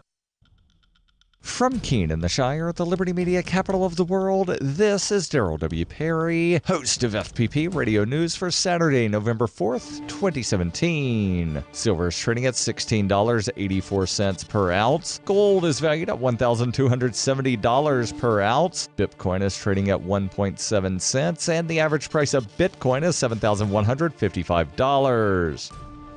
Antiwar.com reports the Pentagon has reported multiple strikes against the Islamic State militants inside of Somalia on Friday, beginning at midnight and continuing to around 11 a.m. These are the first U.S. strikes within Somalia to be explicitly aimed at the Islamic State. Details on the incident are still scant. U.S. African Command says the strikes were carried out with coordination from the Somali government. 6 missiles fired from drones hit a remote Puntland village. Locals from a nearby town said the attack sent villagers and livestock fleeing into the countryside. The U.S. reported that they killed several terrorists in the attack, offering no indication of who they were or how they were identified as such. U.S. strikes have been common in Somalia this year, but previously they have all targeted Al-Shabaab. A small splinter group of Al-Shabaab is believed to be the Islamic State in Somalia faction and is believed to be in Puntland, though the U.S. offered no indication why this particular village was the target.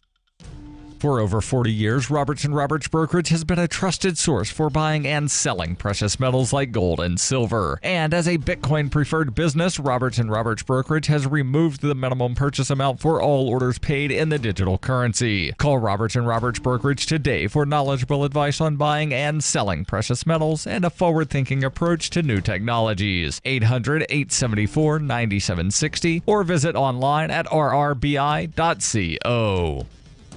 UPI reports a military judge ruled Friday that Army Sergeant Bo Bergdahl will receive a dishonorable discharge for desertion in Afghanistan, but no prison time. Bergdahl was convicted of desertion and endangering fellow troops when he left his post in Afghanistan in 2009 and captured by the Taliban. He was returned to U.S. custody in 2014 in a prisoner swap. At the Fort Bragg, North Carolina sentencing hearing on Friday, Colonel Judge Jeffrey Nance added that Bergdahl must forfeit $10,000 in pay and must be reduced in rank to private. The ruling followed a 2-week sentencing procedure that included testimony from several of Bergdahl's comrades. He pled guilty to the charges on October 16th, admitting guilt without prosecution assurances regarding his sentence. On Monday, he apologized to those soldiers injured while attempting to rescue him. He also described the conditions under which he was kept by the Taliban, noting he was caged for 4 of the 5 years he was held. Nance did not offer an explanation on Friday for the sentence, which will be reviewed by General Robert Abrams Abrams, who convened Bergdahl's court-martial. It can also be reviewed by the U.S. Army Court of Criminal Appeals. The preliminary hearing officer's recommendation of leniency in 2014 prompted a warning from Senator John McCain of Arizona that he would hold a hearing if Bergdahl was not punished. The case was prominently mentioned in campaign speeches by President Donald Trump, who regularly called Bergdahl a dirty, rotten traitor who deserved execution. Following Trump's inauguration, Eugene Fidel, who led Bergdahl's defense team, suggested a fair trial was impossible after Trump's comments. Cell 411 is a free app for Android and iOS that replaces government-controlled 911. Cell 411 allows you to preset a group of friends or private organization to show up in an emergency. Cell 411 is a nightmare to the state because it proves their so-called services aren't needed. Get it today at getcell411.com. Reuters reports the U.S. Department of State told Homeland Security officials this week that thousands of Central Americans and Haitians living in the United States under special status no longer need to be shielded from deportation. A program known as Temporary Protection Status, set up in 1990, exempts foreign nationals from being deported to home countries deemed unstable because of natural disaster or armed conflict, and protects more than 300,000 people living in the United States. Citing unnamed officials, the Washington Post reported on Friday that Secretary of State Rex Tillerson said in a letter to Acting Homeland Security Secretary Elaine Duke on Tuesday that conditions that had been used to justify the protection no longer applied in Central America and Haiti. The Department of Homeland Security has until Monday to announce their plans for about 57,000 Hondurans and 2,500 Nicaraguans, whose protection under the program will expire in early January. The State Department representative said no decisions have been announced regarding the program for nationals of Haiti, El Salvador, Honduras, or Nicaragua. This has been FPP Radio News, online at fppradio.com. A job applicant totally nails an interview with the person who will make his life a living hell for the next 5 years. And adjusting several sliders on a recording studio's mixing console pays off big time. This is the Onion Week in Review. This week, a study published by researchers at Johns Hopkins University revealed a direct correlation between breastfeeding and knowing exactly what's best for other people at all times. Overwhelming evidence indicated that the moment mothers begin breastfeeding, they develop a highly honed sense of what is wrong with others' approach to life, and were able to loudly enumerate those faults with total confidence in their accuracy. Researchers noted that the practice greatly boosted a young mother's immunity to the viewpoints of others. And in this week's Tech Report, a startup is very casual about its dress code and benefits. In other news, the Secretary of Interior says knocking down the Rocky Mountains could really open up the nation, and a woman is not going to let her husband of 60 years drag her into death at the same time. This is the Onion News Network.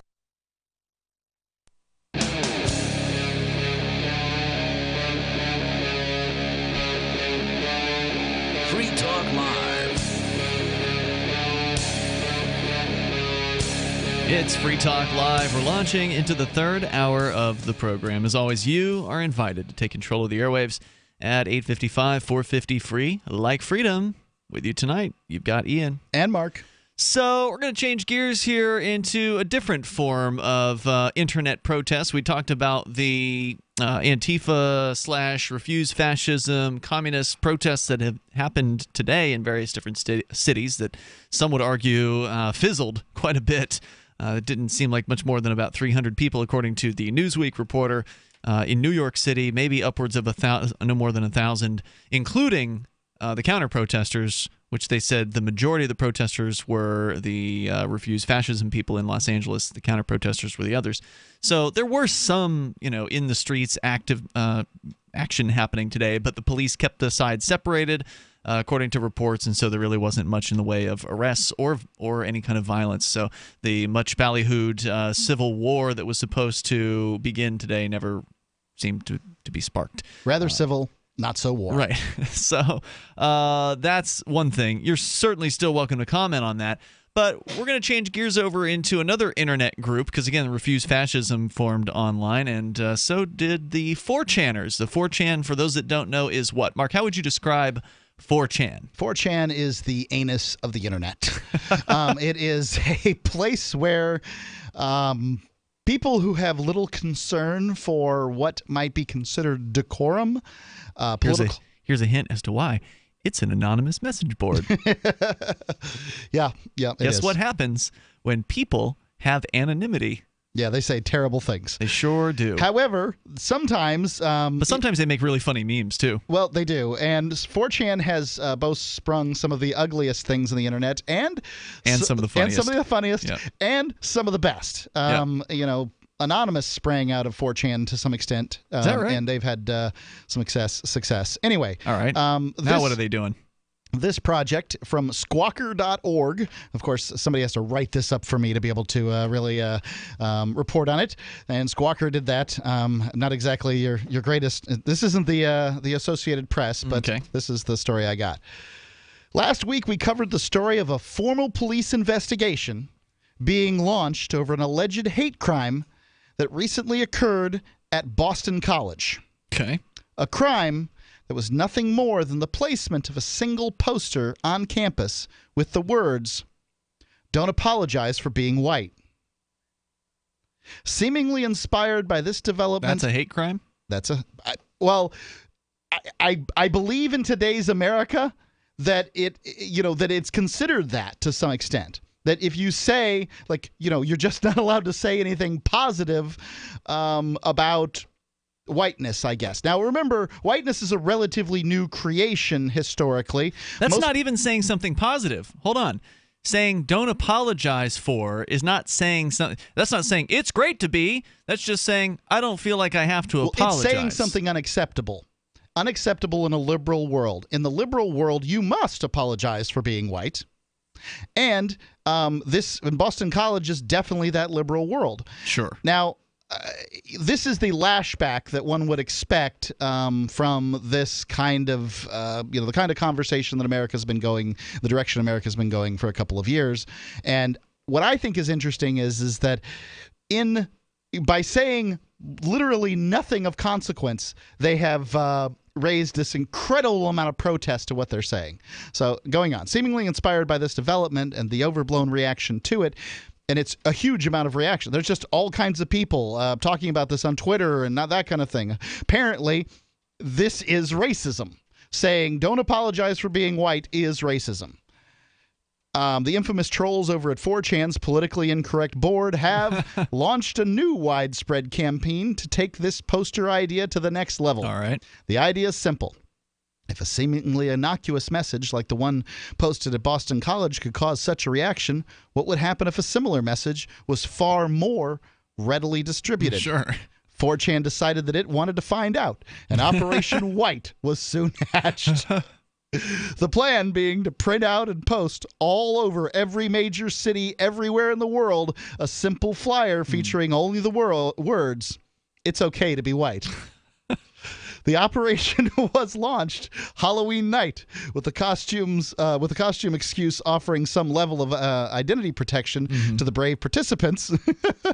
Some ground rules were also put into effect, such as only putting the signs up on public property, as law-breaking or vandalism was not desired. Okay. Organizers also made it clear that the overall mission was not about hate. Rather, it was about creating, and I did read this message board. They did shout down some people who tried to. You actually went and read the 4chan thread? I did. Wow. Part of That's good. That's good research. Many pages long.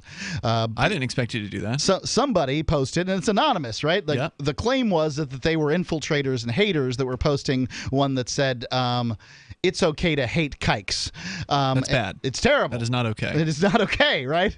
Well, it's a completely different message, and then they'd have a swastika behind it, and who knows? I mean, is this a agent provocateur? Or is this just some another Nazi troll. hater? Who knows? Just could just be another troll. I have trolling no trolls. Idea. That's what I imagine that that message board's about. Yeah. So rather, it was about creating the most overblown reaction from the social, SJWs. What are those? Social justice warriors left possible. So that's the overreaction would then hopefully be taken negatively by the middle of the road political centrists. And I think that this is genius. Right? Like, you think the whole thing is I think this it's okay to be white thing the is campaign is absolute genius because it reveals what some people out there are really trying to say.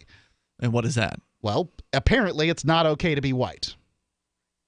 If there's a reaction to this sign that's negative, what could the possible motivation behind a negative reaction be? I think it's just okay to be anybody, as long as you're not violent. It shouldn't be a problem. Yeah. Your color should be the least exciting thing about you. Yeah, Go out and be so much more than your color, people. Please stop being held back by your color, whatever that color might be. Well, now, as far as being held back, certainly there are people who've been held back because of the color of their skin. Absolutely. There's no doubt about that. And I don't think that... I don't know what the intentions are of the people who created this campaign besides just simply trolling. But ultimately, I can understand why some people feel as though being black is difficult in certain areas. I can assure you that there are white people out there that feel that they've been held back by their color. I worked with correctional officers for many years, and I would hear the complaints because there was clearly a color and gender motivation to promotion. And so people who felt like they deserved a promotion were passed up by someone who hadn't been there and hadn't been there as long or whatever. And I'm not saying that longevity is necessarily a good reason. Nope. I got to see both sides of this on the regular, and I have sympathy for both positions. But I can tell you that there are definitely people who would identify as white who also feel that they were held back, whether it's by college or career or whatever it might be. So that exists. Websites independent of 4chan have been created to aid Operation White, including itsokaytobewhite.com, a site that's primarily features the video below outlining, as they put it, the battle plan for the normie war. Some alt-left groups have already caught on to the operation, however, and counter-propaganda efforts are also underway, with some trying to subvert the benign message of the original poster with a more controversial, the thing that I said earlier, variant. It's, this hate-filled screed, in hopes of making the alt-right in general look bad. Below is an image of this plan being outlined in a left-leaning online discussion hub, and then they show that basically, somebody anonymously posted in this sort of lefty aspect of 4chan out there, where it's they were trying to undermine what the righties were doing. Thus far, though, these counter-propaganda efforts haven't prevented the plan from being put into action. See for yourself in the below collection of online outrage over the signs. The mainstream... The headline at wongket.com is "The Weekend Garbage People. Internet racists try to make #It'sOkayToBeWhite hoax happen." There's more coming up here in moments. Our toll-free number, 855-450-FREE like freedom. That's 855-450-3733. Are the people who put these signs up racists? This is Free Talk Live. The young lady from the rescue delivered happy, and I panicked. He was missing hair, stinky, scabby, and I thought, what did I get us into? The cause of his issue was poor nutrition. It was neglect. The other owners didn't care enough about him to give him the nutrition he needed. But I have a vet that I trust, and she recommended Dinovite, DINOVITE.com. I ordered the first 90-day supply, and within a couple weeks, his skin started clearing out. He didn't smell. He had more energy. He just had a glow and a bounce about him. We've been using Dinovite for the last year, and Happy the rescue dog is Happy the healthy dog. I tell all my friends who have rescues to give their dog the chance at a new start with Dinovite. It's going to pay off for you and your dog for years to come. 859-428-1000. 859-428-1000. DINOVITE.com. I got my Blink home security system delivered right to my door. I downloaded the app and it walked me right through the easy setup. Even with my complicated router system, I was done in like 10 minutes. Now it notifies me whenever something moves in front of the wireless cameras, or I can just check it whenever I want right from my phone. And I got you a deal. Get 3 Blink cams for what the other guys charge you for 1, plus an extra 10% off. Visit blinkprotect.com/FTL. blinkprotect.com/FTL. blinkprotect.com/FTL. Dash is digital cash, a digital currency designed to replace cash and help people manage their own wealth. It's fast and easy, fees are low, and transactions are confirmed instantly. Pay anyone, anywhere in the world, anytime, for just pennies on the dollar. Dash is the first digital money that's governed by its users. Join Dash at dash.org and help build a better financial system for everyone. Find out more at dash.org. If you're looking for work, it's a process of elimination, and you're trying not to be eliminated. So here's a tip for making the cut, and this might seem subtle, but to the person interviewing you, it's not. There is a world of difference between applicants who convey, "I need a job," and those who simply ooze, "I want to work," especially in these lean times when many you're competing with will seem desperate in "I'll take anything" mode. If you convey specific interest in this job at this company, you will be conspicuous. Thus, the value of going to school on the company you're applying to before the interview.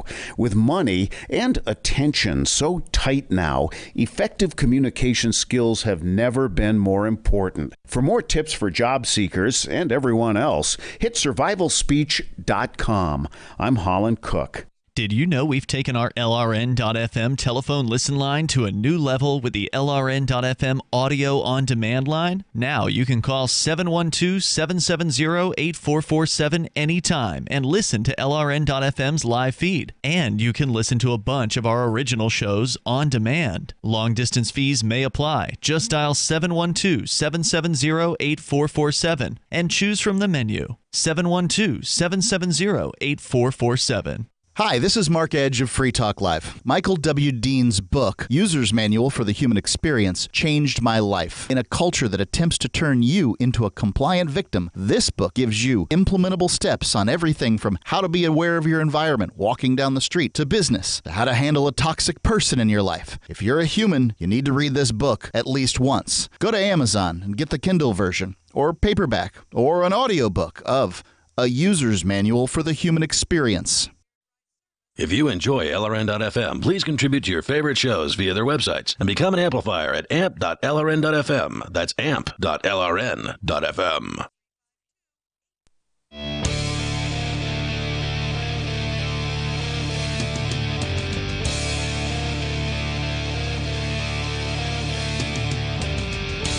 This is Free Talk Live, and of course you can bring up anything that you want here. Our number is 855-450-FREE like freedom. That's 855-450-3733. With you in the studio tonight here, it's Ian. And Mark. Now, Mark, you brought up this 4chan controversy that has stirred up a buzz on the internets about this poster campaign they came up with called It's Okay to Be White. And what I'm curious to know is, do people out there believe, as the Wonkette editorial piece here by Robin Panaccia says, is that it's racists who are putting this campaign together? Do you have to be a racist? It's clearly people who are concerned about race. That much is true. Right? Yeah. And one would presume that they are white. You would presume, but not necessarily. Not necessarily. So essentially, like, my contention would be that the ability to discuss race with gravitas in this country has been stripped from white people. And that may be for better or maybe for worse, but essentially, if you're not able to say something to the effect of, well, I'm a person of color of some sort or another, then you don't. Then your opinion should be shushed.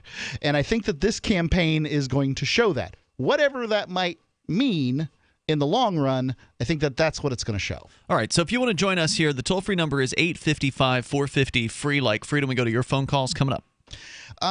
Whole Food Multi-Complete is much more than a multivitamin. It also combines vitamins and minerals and enzymes and probiotics and antioxidant blend, immune support, bone and joint support, energy support, all the things that you need for a given day. They've got at Whole Food Multi-Complete. For 15 years, they've been putting together what the big guys won't, a perfect blend of supplements in a single product. They've taken the expense and complexity out of following a complete supplement program. You can visit simplifymysupplements.com. And by the way, I will take this product even long after they quit their advertising on Free Talk Live, because I think it's that good. It caused me to, just by balancing out my gut, caused me to lose between 10 and 15 pounds. And that was with no work at all. Go to simplifymysupplements.com. Coupon code FTL will save you 10% on your order every time you order. Satisfaction guaranteed, or your money back. Yes, they take Bitcoin. You just go to simplifymysupplements.com and use coupon code FTL. All right, we continue with your calls and thoughts. Our number here is 855-450 free like freedom. That's 855-450-3733. Let's go to your calls and thoughts here. Ben in Charleston, South Carolina, listening to WTMA. Hello, Ben. Hey, what's happening, guys? Hey, what's on your mind tonight? I just wanted to make a real quick comparison. Those flyers that it's okay to be white. Yeah. I think that is just as benign if you just take the words and lay them on a piece of paper as Black Lives Matter. I think that I agree. I agree with that. It's almost an equation. So if anybody is going to get bent out of shape about that, I think it shows a true. I don't want to say vulnerability, but a true tendency on both sides.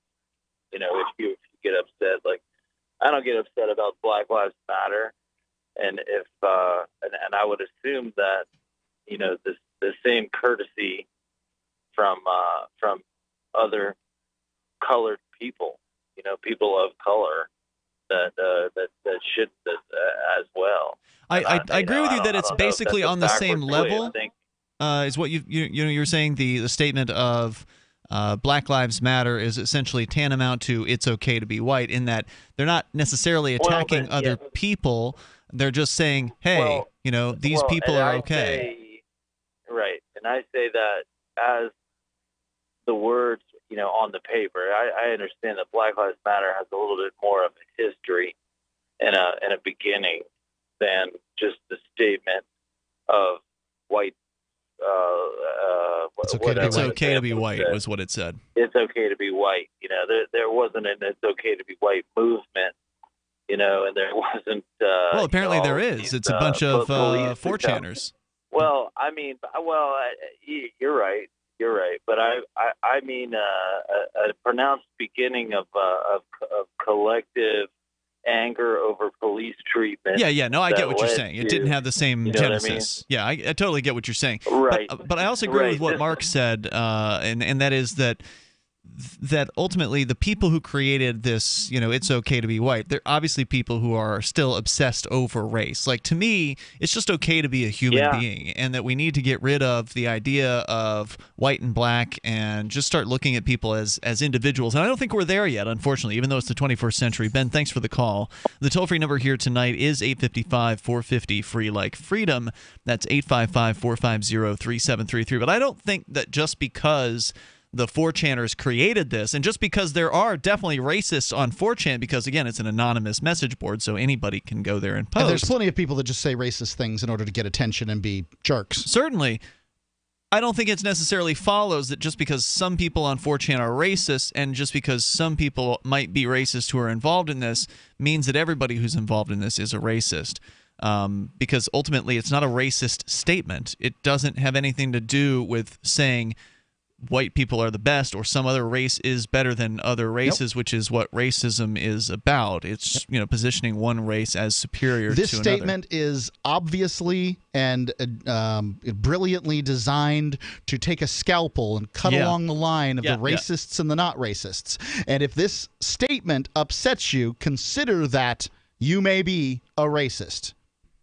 Possibly. Let's go to your calls. And I think that, at this point, younger people are inculcated, myself included, inculcated with guilt over race. You're feeling you are white guilty. Is that what you're saying? I think so. Ralph is right about you. Inculcated with it. No, I don't think that I don't think it. So you've rejected the inculcation, but they attempted to inculcate you. I think that generally that's the idea. You hear people apologize for being white all the time. The toll-free number here tonight, 855-450 free like freedom. I don't understand why you'd need to apologize unless you yourself have done something that is racist. Now, I think Chris Cantwell should apologize. He has said racist things. He has done things to support racism. I think that is something to apologize for. If you actually did enslave people, then that's something worth apologizing for and trying to make good. The amount of people in the population that have done that is extraordinarily low. Right. I mean, if you exclude the government, because the government's actually done quite a bit of enslaving of the average people in the United States and all around the globe. But regardless, it's an interesting discussion. You're welcome to join us here. EJ's in West Virginia, listening via TuneIn online. Go ahead, EJ. What's going on, Ian? Hey, what's on your mind? I have this article, and I've only been listening for about 40 minutes here, so if you've already talked about this, let me know. I have something else I might be able to bring up. But did you guys come across in your show prep this BuzzFeed article that is written by someone who legitimately is saying that in response to the vehicular terror attack in New York on Monday, that they legitimately should ban cars in bigger cities? No, I haven't heard about this. Hang on. Sounds like something Sarah would say. More in moments, and she's actually on hold. Hang on, EJ. 855-450 free like freedom. We'll continue here in moments. Banning cars because of a madman. It's Free Talk Live. Hunters, anglers, campers, and survivalists. Get back to nature. Expand your horizons with the highest quality, most versatile, unique slingshots and sling bows on the market at slingbow.com. Slingbow products are compact and models start from just $17.98. They're perfect for your bug-out bag or storing in your vehicle. Give yourself and your loved ones the excitement and tradition of Slingbow, a new frontier in archery and truly modern twist on this primitive survival tool. Feel the thrill only at slingbow.com. The answer to being in control of your own healthcare is freedom from insurance. Become part of a group of self-pay patients that come together to share in each other's medical expenses. Individual share amounts begin at $107 a month and $347 for families. Choose from 3 health-sharing programs. Holistic treatments may be eligible for sharing. See guidelines. Discount programs available for dental, vision, and pharmacy. Go to libertyoncall.org. That's libertyoncall.org. Free Talk Live. It hasn't been unheard of for the police to insert an instigator.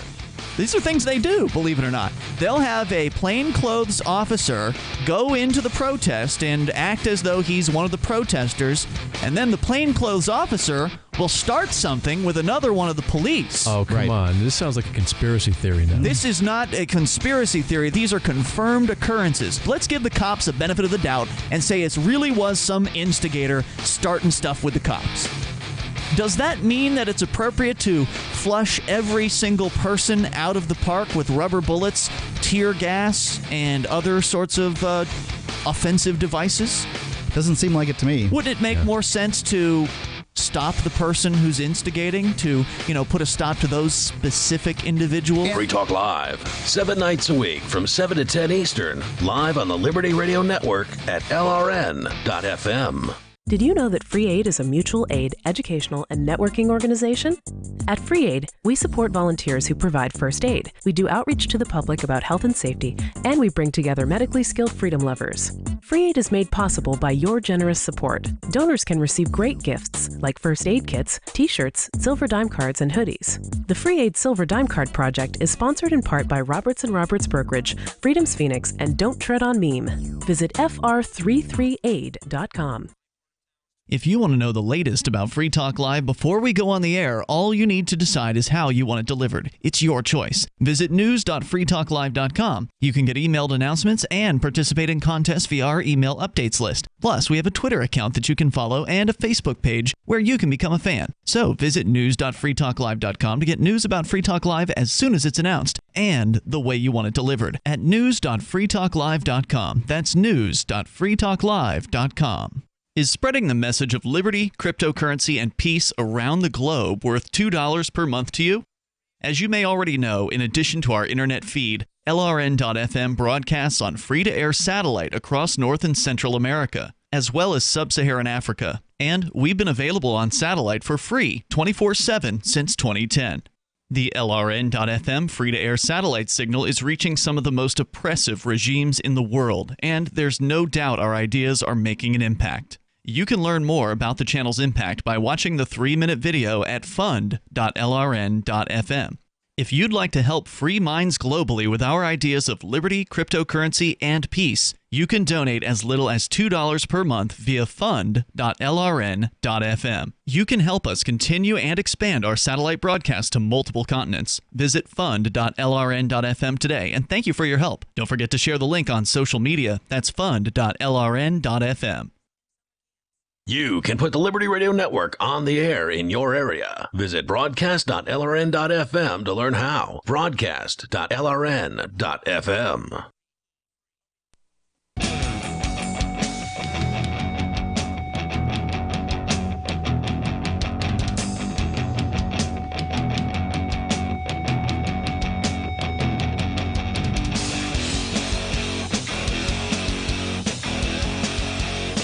It's Free Talk Live.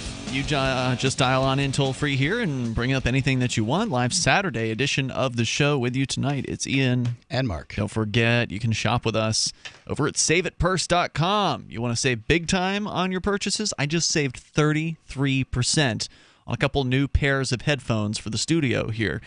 We had a couple pairs, Mark, that you'd done some repair on with some super glue or Gorilla Glue or something like that a few years ago. Time has taken its toll on the headphones. They can't. It's a very rare pair of headphones that's going to make it a decade. Yeah, and so they broke again. Like the super glue snapped out, and I was just like, when we'd repaired them, they didn't really work to the top of their game, just as far as like they weren't as flexible as they used to be. And so I figured, all right, now that I can knock 20% off. Made the right decision, Mr. Cheapskate. I agree. Now that I can knock 20% easily off of anything, basically, over at SaveItPurse.com, anything that's on off Amazon. Of the price that they're being sold for on Amazon. At Amazon, right, which is already a decent price on most things. But knock easily 15, 20%, no problem. You can get that done in usually about a day. If you want to shoot for the big discount of 33%, which is the maximum you can get at SaveItPurse.com, you got to be prepared to be patient. And if you are prepared to be patient, then if you wait long enough, there's a good chance somebody's going to bite on your 33% off. In my case, it took about 2 weeks for somebody to snatch those up. But I didn't need the headphones urgently. I just knew we needed some headphones at some point. No, we've been dealing with crappy headphones here for a long time. We might as well. We don't have crappy headphones. We've got the Sony professional headphones. It's just that they break. You use them every day for years. Every single day. They're gonna break, and these broke on like the joints where they just move all the time, and eventually machines with moving parts, they just don't last. And so anyway, I got 33% off some pretty nice headphones. So you can try this for yourself. It works. Will Coley from Muslims for Liberty has been loving SaveItPurse.com. He's getting a bunch of stuff for the mosque that they're working on opening up here in Keene, New Hampshire, and is ordering books and a projector and whatever it is that he needs for that mosque. He's nailing it at 15, 20% off every single item.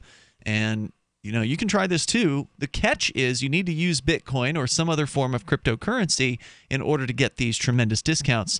But even with the Bitcoin fees, as insane as they are, there's still a good chance you're going to save some big money when you use SaveItPurse.com. That's SaveATPurse.com. Let's go to your calls and thoughts. Back to EJ in West Virginia. EJ, you were asking about this article, asking if we'd seen it. I had not seen it, but I did go and look it up there during the break. You talking about the one over at BuzzFeed by Jesse Singer, headline, "We should ban cars from big cities. Seriously." That's the one you're talking about? That's correct. That's the one that I found. So what do we need to know about this? Because obviously we're not necessarily going to be able to share the whole thing. What do you want to share with us? Okay, so it is basically boiled down in a very simple premise. It's the idea that in big cities, it does not make sense with as many people as live in big cities. It doesn't make sense for people to have cars in the city because there's public transportation anyway, but also it is very clearly demonstrable that people are using cars as assault weapons in big cities. I think there was one line where she specifically said that if we ban cars in all major cities tomorrow, we would completely wipe out vehicular terrorism. If you ban all hang gliders, you'll completely wipe out hang glider terrorism too. I mean, that's not.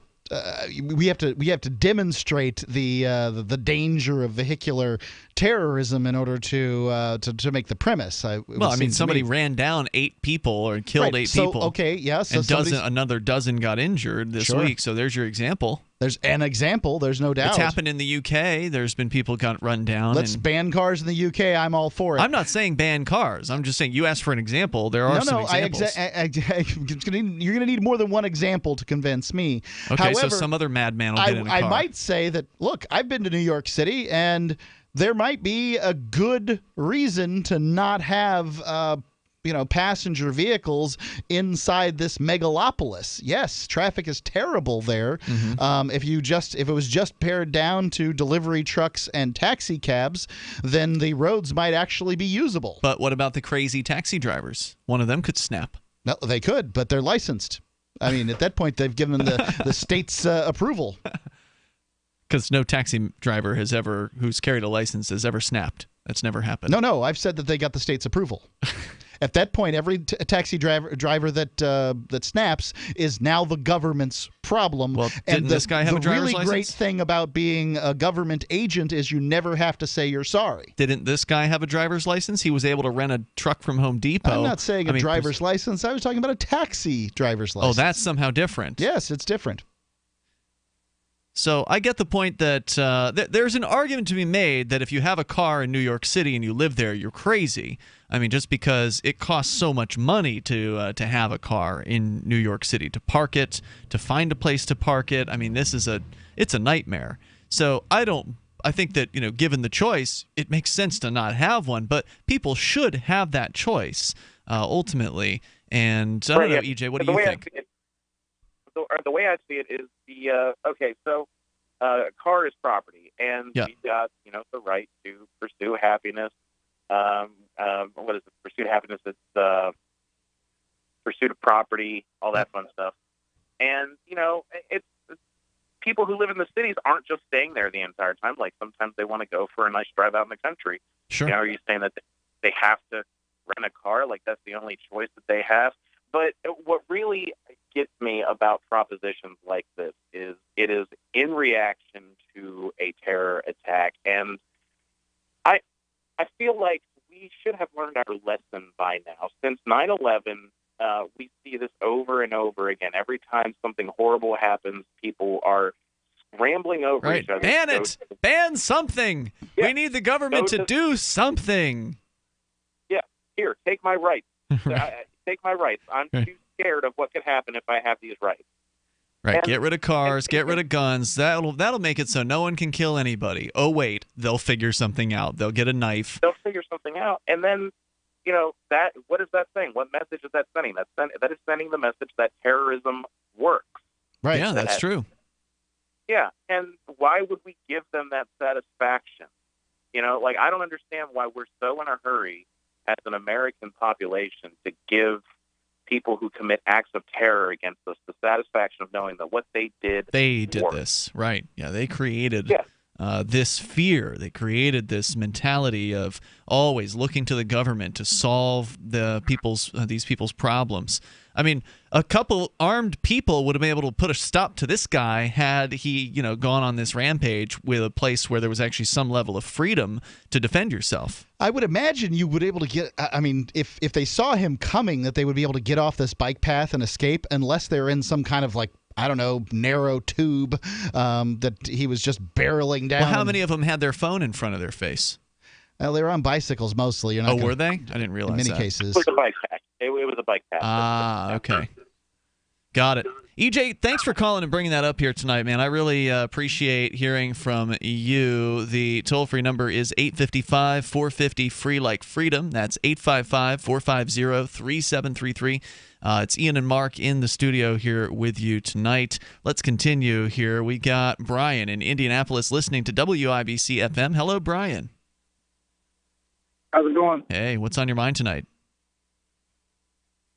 I'm just tired of hearing racism. Every time I turn around, I hear racism. Me too. I grew up in a small town. I didn't have any blacks. we were, it wasn't my fault that I was born in a white area, but I have black friends. I don't have anything against blacks. Is it blacks that are calling you racist? I'm just the news. Yeah, he's just sick of hearing people talk about race, and I totally understand. If you've got more to say, hang on, Brian. We'll bring it back here. Hang on. If you got more, hang on. 855-450-FREE if you want to join us in the remaining moments of Free Talk Live, which are next. Earlier this year, after many years of conflict over the direction of Bitcoin, the creators of Bitcoin Cash did just what they were told to do. They forked off. Now there are two Bitcoins, the one that is run by the big bank patsies, and Bitcoin Cash, the one that stays true to the creator's vision. Bitcoin Cash has surprised many with its relevancy and staying power, and the price reflects it. If you believe that Bitcoin was meant to be a low-cost, easy-to-use, peer-to-peer currency that could bring economic freedom to the world, you need Bitcoin Cash. Get your Bitcoin Cash wallet right now at bitcoin.com. Happy, the rescue dog. He was missing hair, stinky, scabby. But I have a vet that I trust, and she recommended Dinovite. Order a 90-day supply of Dinovite for your dog this week. We'll send you a bottle of Super Mega Fish Oil free. Packed with omega-3, DHA, and EPA fatty acids. Super Mega is great for your dog's immune system, healthy skin, and soft, shiny fur. Try Super Omega Fish Oil. Free this week at Dinovite.com. DINOVITE.com.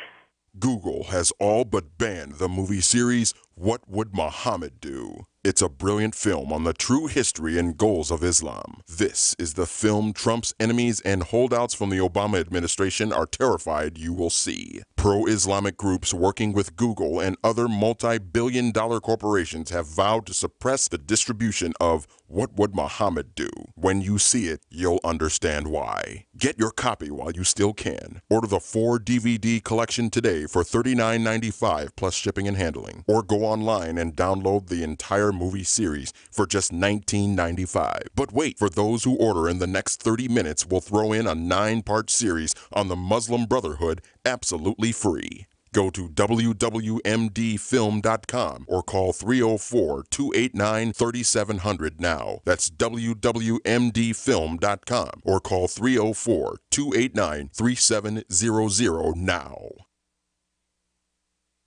Hi, I'm Derek J. To me, an activist's calling is to actively work to advance a cause. The cause for which I work is personal freedom. I believe my life is best when I engage in voluntary interactions and self-government. I reject the idea that anyone else has a higher claim to my life or my body than I do. I see people who call themselves the government as a threat to my personal freedom. I realize you may feel differently, but my relationship with the people who call themselves the government is completely involuntary. If Starbucks used some of its money to drop bombs, I wouldn't shop there. So why would I support the American empire? The empire does not require my consent. Derek J's Victimless Crime Spree. Watch it for free and order the Director's Cut DVD at victimlesscrimespree.com. That's victimlesscrimespree.com. Here's a chance to do a little activism while you're cruising Facebook, Twitter, or Google+. Between the LOL cats, the recipes, the hot girls, and the inspirational sunrise memes, Free Talk Live's posts pass by your newsfeed. Like them, comment. It gives us more exposure. If you don't see our posts, click like at facebook.freetalklive.com and then hover over it to click Get Notifications. It's an easy way to spread the ideas of liberty a bit further. I know you're busy, but you can spare that 1/10 of a calorie it takes to click on something. facebook.freetalklive.com. Radio is the most personal of mediums. I exist right now in your head. If you listen to Free Talk Live regularly, you know me. Free Talk Live is on more than 160 radio stations around the U.S. and has been downloaded on every continent around the world. Hundreds of thousands of listeners with ad packages from $600 a month to $6,000 a month. Imagine what we can do for your business, project, website, or idea. Email me, mark@freetalklive.com. You can connect with the Liberty Radio Network via our Facebook page at facebook.lrn.fm. That's facebook.lrn.fm.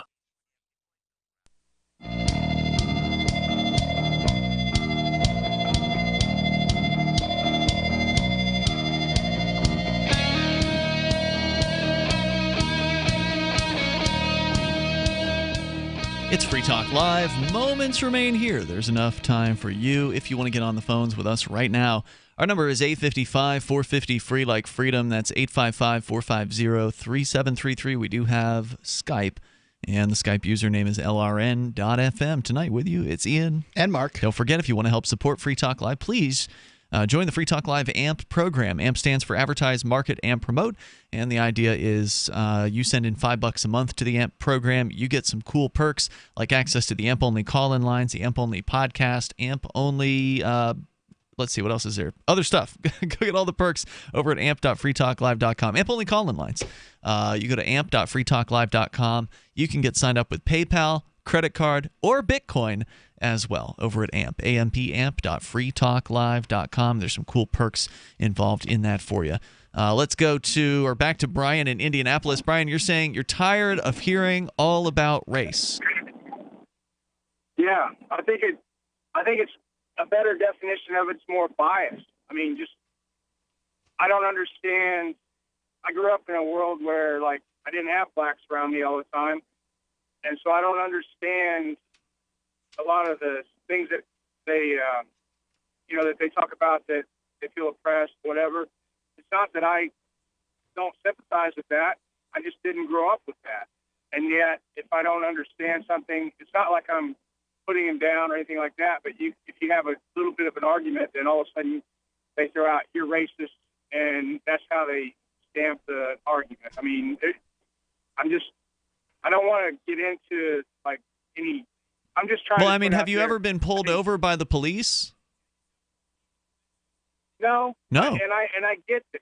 I get there's profiling and things like that. Yeah. But I didn't create that.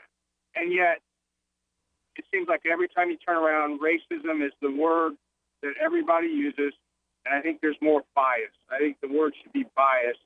And I'm all about everybody getting along. It just seems like everybody has a trouble trying to understand each side, and so if you don't understand one side or the other, you're automatically racist. Yeah, I think that's a problem. I mean, for anybody to be automatically considered racist simply because they don't understand or they might not agree on every point on something. It's a shortcut to winning an argument.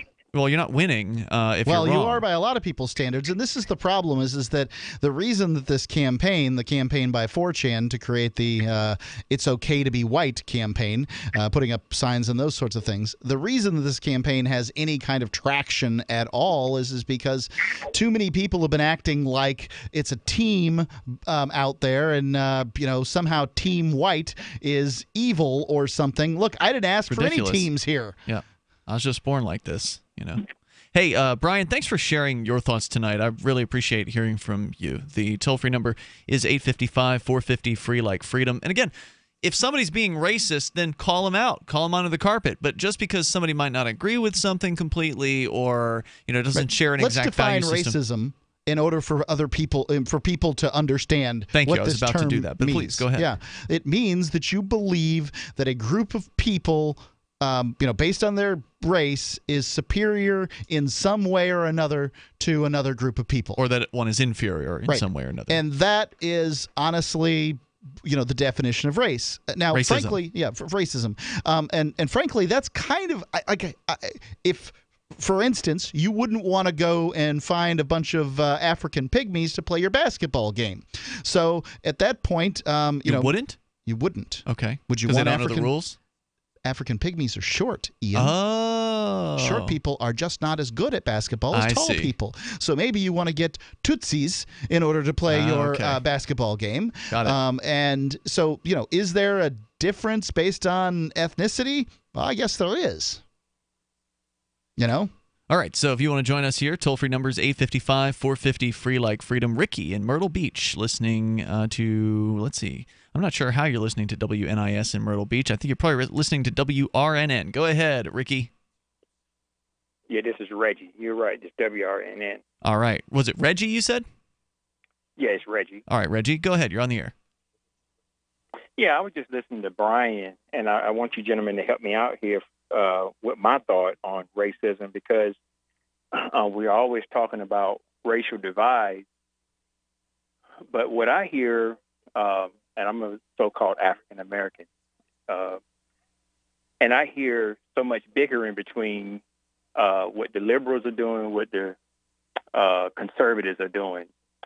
And I thought this was supposed to be a country called America, not Democrat or Republican.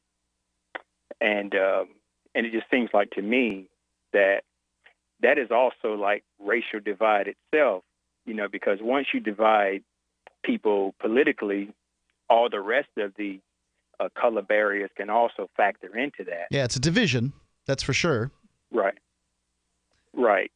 And ultimately, the division appears to have, in this country right now, it appears as though the division is, to some extent, racially placed, right? Like, the vast majority of people who would be considered non-white are probably voting Democrat, and the vast majority of people, my understanding is from the things I read, that if only white people voted, that Trump would have won like 48 states.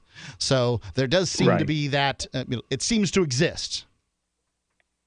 Well, I don't agree with that part of it because, you do have some so-called African Americans who are Trump supporters, but I understand what you're saying. Yep. And that's what I'm saying here is once you get people on the side of being Democrat or Republican, then it's easier to bring in the racial division that I'm talking about because I'm not sure of the facts, but I used to hear some of the older folks in the African American community say that they used to vote Republican, not Democrat. Mm-hmm. Oh yeah, and that seems to be a reverse now. MLK was a registered Republican and a registered gun owner. Right. I want to say I appreciate where you're coming from here tonight, Ricky. The government certainly does love to have people divided. It loves to create divisions that maybe artificially, otherwise would not have been there, and put people on sides and get them to disagree and fight with one another, whether they're fighting over being Republicans or Democrats or fighting over color of their skin. As long as they're busy fighting with each other, they'll never figure out that it's actually the government that is the problem here, that it's this idea that it's okay for some people to use the violence, or to use institutionalized violence against other groups that they might disagree with or they might dislike. And then, of course, those groups are always constantly fighting for control over the government so they can try to control their neighbors and tell them what to do. And it's really sad, but that's our reality, and hopefully we can change that at some point in the future. Ricky, thanks for the call tonight. Reggie. I'm sorry. I was reading the call screening. I remembered. Yeah, thank you for that. All right, so toll-free number 855-450-FREE like freedom. Sarah in Albuquerque, you're on Free Talk Live. Hello there. Yes, I just wanted to mention that I learned from this show that like 91 Communist Party members in Canada actually ran for parliament like 10 years ago. You learned that from this show? Yes. You know what? Daryl was on, and I told him that there's a large Communist Party in Canada, I was told. Okay. So that explains for the universal health care, the socialized medicine. And he told that is a communist program. That's true. Right. So, which is why it's terrible because centralizing control is a terrible idea for organizing. It hasn't worked well, but I'd like to hear what she has to the point she's going to make. Well, the thing is, and he pulled it up, and he said, well, at one time, like 12 years ago, 91 Communist Party members actually ran for parliament. I mean, they're like, I'm a Communist Party member, just like, and then I'm running for office. Just like what was that lady's name that was got jailed when I heard on the teenager? She was a Communist Party member. She got framed for murdering somebody in jail. They just made that up, and they framed her. But she's a speaker, and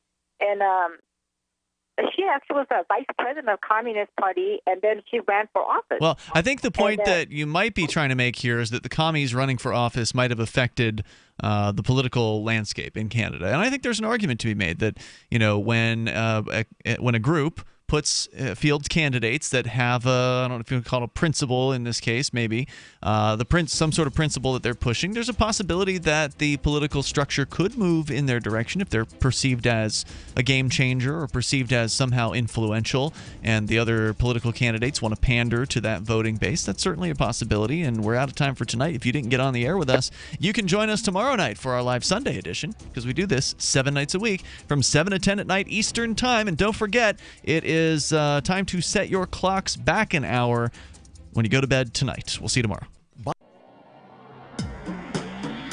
Free Press Publications is an independent, alternative media and publishing company founded in June 2009 with the mission of ensuring a free press for the freedom movement, and is committed to spreading the message of peace, freedom, love, and liberty. FPP also gives new authors an avenue for publishing freedom-oriented material.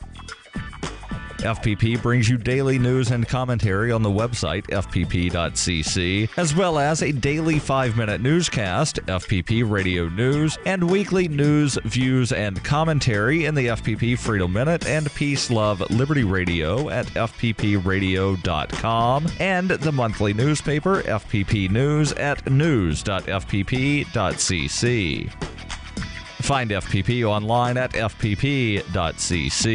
That's fpp.cc, as in Creative Commons.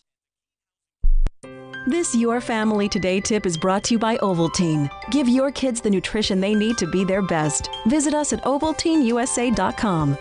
Telling your child about healthy food choices is important, but showing her what to eat goes a lot further. Have her help create the grocery list, then bring her to the store with you.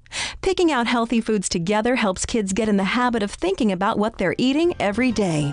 For more tips like these, visit us at parenthood.com/yourfamilytoday. So you've heard all 3 hours of the latest episode of Free Talk Live, and you're still hungry for liberty-oriented audio content? Did you know that we have another 24/7 audio stream at LRN.FM? The Liberty Radio Network airs the latest episodes of some of the best liberty-oriented podcasts on the internet around the clock. In addition to recorded content, you'll also hear live shows like Free Talk Live, originating from our Keene, New Hampshire studio. So listen anytime at LRN.FM. That's LRN.FM. This is the Liberty Radio Network, broadcasting the latest liberty-oriented audio content 24 hours a day at LRN.FM. Why did you move to the Shire? I moved here to the Shire because there's other people around who take liberty just as seriously as I do. I moved to the Shire because I saw videos of people challenging authority and thought that I could get support myself. It called to me, like, do this right now. I wanted to be around people like me who got it, and once I got here, I knew there was nowhere else that I wanted to be. I've always wanted to change the world, so I moved to the Shire to join people who were actually working towards doing the same thing. The people here are awesome, loving, and positive. It was for the adventure and for the feeling of something important is happening here, and I just wanted to come to sort of be part of that. Visit ShireSociety.com to read and sign the Shire Society Declaration and learn the reasons why, if you love liberty, you should immigrate to the Shire. Plus, add yourself to the Shire map at ShireSociety.com. That's ShireSociety.com. Now that you've found the Liberty Radio Network at LRN.FM, you may want to help expose others to our great programs. To assist you in doing so, you'll find resources at promote.lrn.fm, including details on how to get a free bumper sticker, quarter-page flyers you can print out and distribute, banners for your website, as well as files that will allow you to make your own custom banners and graphics. Visit promote.lrn.fm and help bring new listeners to the Liberty Radio Network. That's promote.lrn.fm. So you've signed the Shire Society Declaration and are planning your move to New Hampshire to be around more liberty-oriented people. Next, sign up for the Shire Society Forum at forum.shiresociety.com. There are a bunch of people there who are already in the Shire, and they want to meet you. If you're already in the Shire physically, you should also come by the forums. Remember, not everyone uses Facebook. New people are signing up for the Shire Society Forum every month, so drop in and say hello at forum.shiresociety.com. While our satellite channel is free to listen to, it's not free for us. You can help us cover our satellite costs with the chip-in on the right side of the page at lrn.fm. The latest edition of Essential Libertarianism is next on the Liberty Radio Network at LRN.FM. Get more at EssentialLibertarianism.com. Welcome to Essential Libertarianism, selected readings from voluntarist.com. Essential Libertarianism is voluntarism. Let's reclaim the anti-political heritage of this philosophy together. The essays and books we read in this show will bring us closer to the state-free voluntary society that we desire. Let's begin the journey.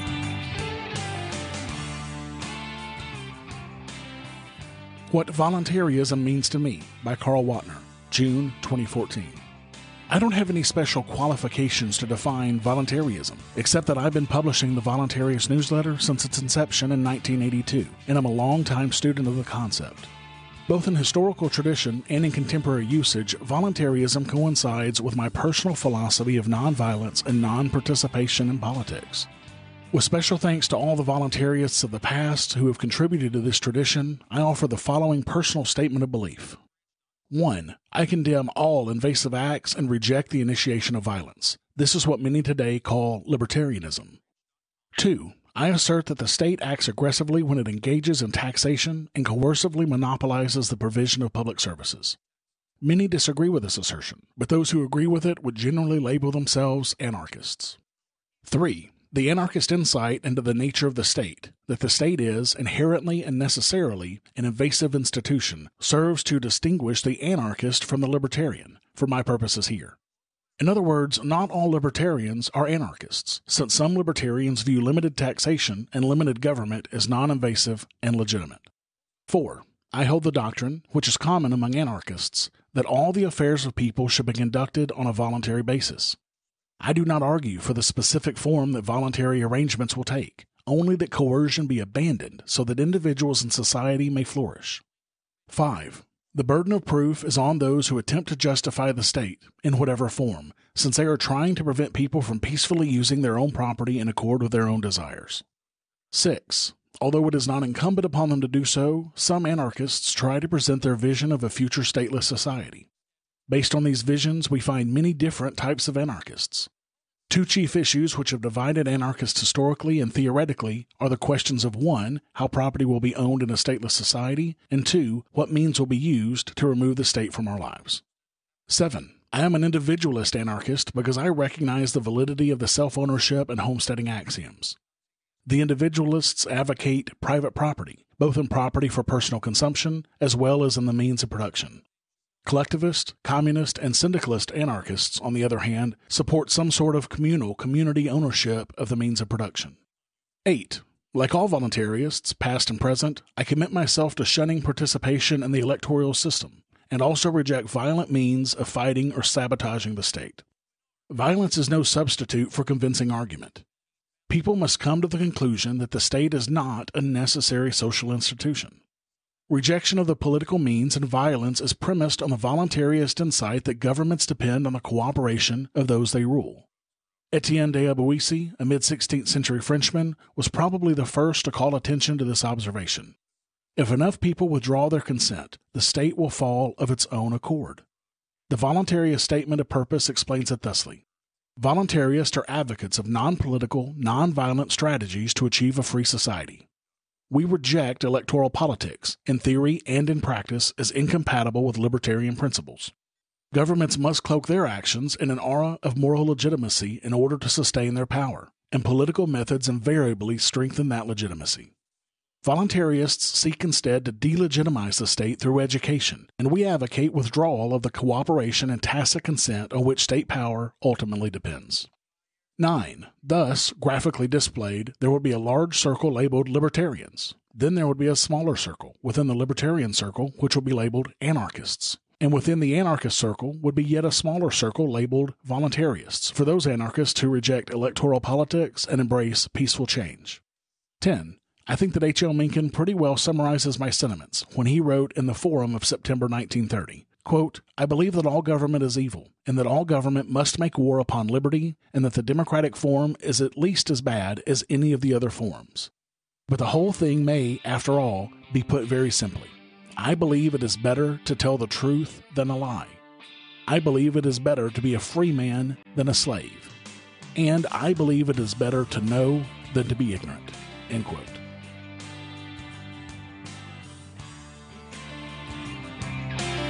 Thank you for listening to Essential Libertarianism. You can check out the archives of all of our episodes at essentiallibertarianism.com. And you can subscribe to future episodes on any podcatcher, including Apple Podcasts, Stitcher, Google Play, and more. This has been a Pax Libertas Productions podcast.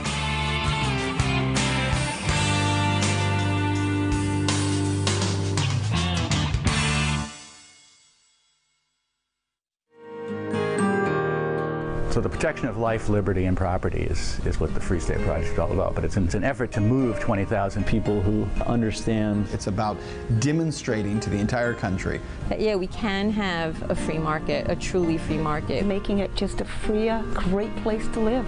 It's the world's largest voluntarist libertarian community, and it's only getting bigger. That's amazing, to be able to move to a place where other people passionately believe in being free and independent. What the Free State Project is managing to do, though, is to put their money where their mouth is. It's physically getting up across the country and saying, let's go someplace and let's demonstrate the power of these ideas. There's a lot of kind of philosophy that surrounds liberty. There's a lot of thinking about it and talking about it. But here in New Hampshire, people are doing it.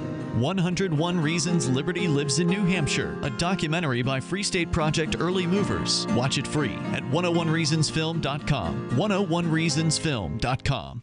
LRN.FM is proud to announce our official listening apps for Android and iOS devices. Now you can easily tune into our streams anywhere, anytime on your smartphone or tablet.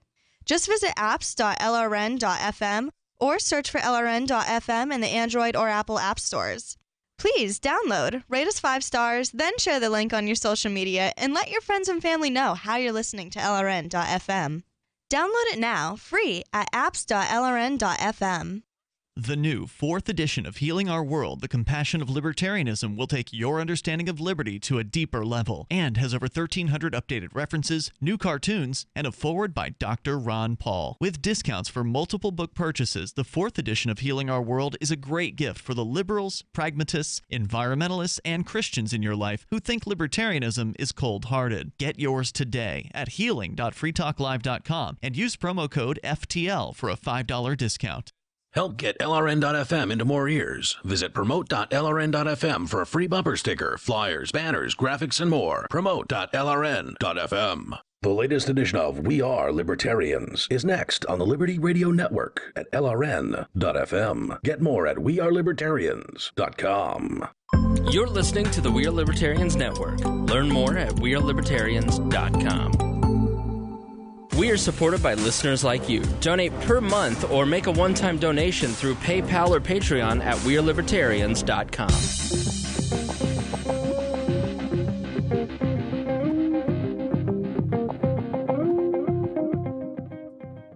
Welcome to We Are Libertarians. I am your host, Chris Spangle. We bring you all of the irreverence modern politics deserves while putting people before political parties. We examine current events from a libertarian perspective with the goal of leaving you better informed. Please be sure to rate and review us on iTunes, like us on Facebook, and become a subscriber on Patreon at WeAreLibertarians.com. Without your financial support, independent media like this cannot exist. So, in exchange for supporting our program, we give you great bonus content. This show is crowdsourced, so you can send us news with the hashtag WALNews or in our Facebook group or Discord channel. We are always taking your questions and comments via email at editor@wearelibertarians.com. Please be warned that this show is raw, unedited, and authentic, so the language is sometimes strong and mildly offensive. In this show, we will bring you many topics. We'll start with the Mueller investigation, Papadopoulos. We're going to talk about Clinton's and Uranium One, Donna Brazil's explosive thing today, where she basically threw Hillary under the bus and said that she rigged the entire election against Bernie. It was crazy. Yes. So we've got all kinds of things to talk about today, including a new Fed chair. And but first, let me introduce my co-host for this episode. Let's start with Chris Galt. Chris, how are you? Oh, doing great. Welcome Happy back. to be here. Welcome back. How have you been? Oh, wonderful. Good. Tad Who? Western. Who? Exactly. Guns blazing. You didn't recognize me without my hat. That's exactly right. I didn't recognize you being sober. I know. I'm sober. It's too cold to ride the horse, and I don't have my hat. Honestly, you said you hadn't drank in 2 weeks. Yeah, I know, right? Do you see me shaking over here? Yeah. I think I'm coming down Parkinson's. You're the official drunk uncle of We Are Libertarians. I know. Why are you sober? Well, I'm taking like a month off. I'm gonna start hitting the bottle hard again around the holidays. Right. Well, break. Yeah, I figured I'd bring my tolerance down to baseline, which is about 3 times the amount of anyone else, normal persons. Now you're family with Aaron Ewert, and Aaron, and he's now dating the lovely Hannah Weber, and I heard they were married. They're married, and they have had. If there's a drought of Busch Light in the Cincinnati area, they're why. Yeah, he rolls around with a trunk full of Busch Light. He literally does. On ice. He has a Yeti cooler in his trunk and is just full of beer at all times. Yeah. And so you've got to party pretty hard during the holidays. Yeah, we have to get drunk. I think it all started around the holidays, like my drinking problem, because to handle my family, I'd have to be some type of intoxicated. No, that was what? Just to take the edge off. 8, 9 years old when that started? I believe there's pictures of me and Aaron slamming beers at 4 or 5. We were still wearing pull-ups, but then again, what drunk doesn't like wearing pull-ups? Because then you don't have to go to the bathroom so often. Now, Galt, you don't strike me as a drinker, really. No, not really. You strike me as maybe a little something elser. No, I just have fun. What nose candy? What does fun mean? Define fun. I can socialize with any kind of group. Really, I'm kind of like you. Especially at your birthday party. Right. You're not doing anything. You're just hanging out with everybody at the pool. But that's exactly right. You can really just get along with any type of person. Okay, it doesn't really matter what you're doing. I'm a libertarian, so I can get along with you. I get what's happening here. I'll move along. Shockingly, our most fervent Google supporter is using a what over there? Oh, this brick? Yeah, what's? I guess it's an iPad. You've got an iPad. That's I right. Do have an iPad. That's an iPod Nano. It was free. I didn't buy it. Okay. Apple didn't get any money.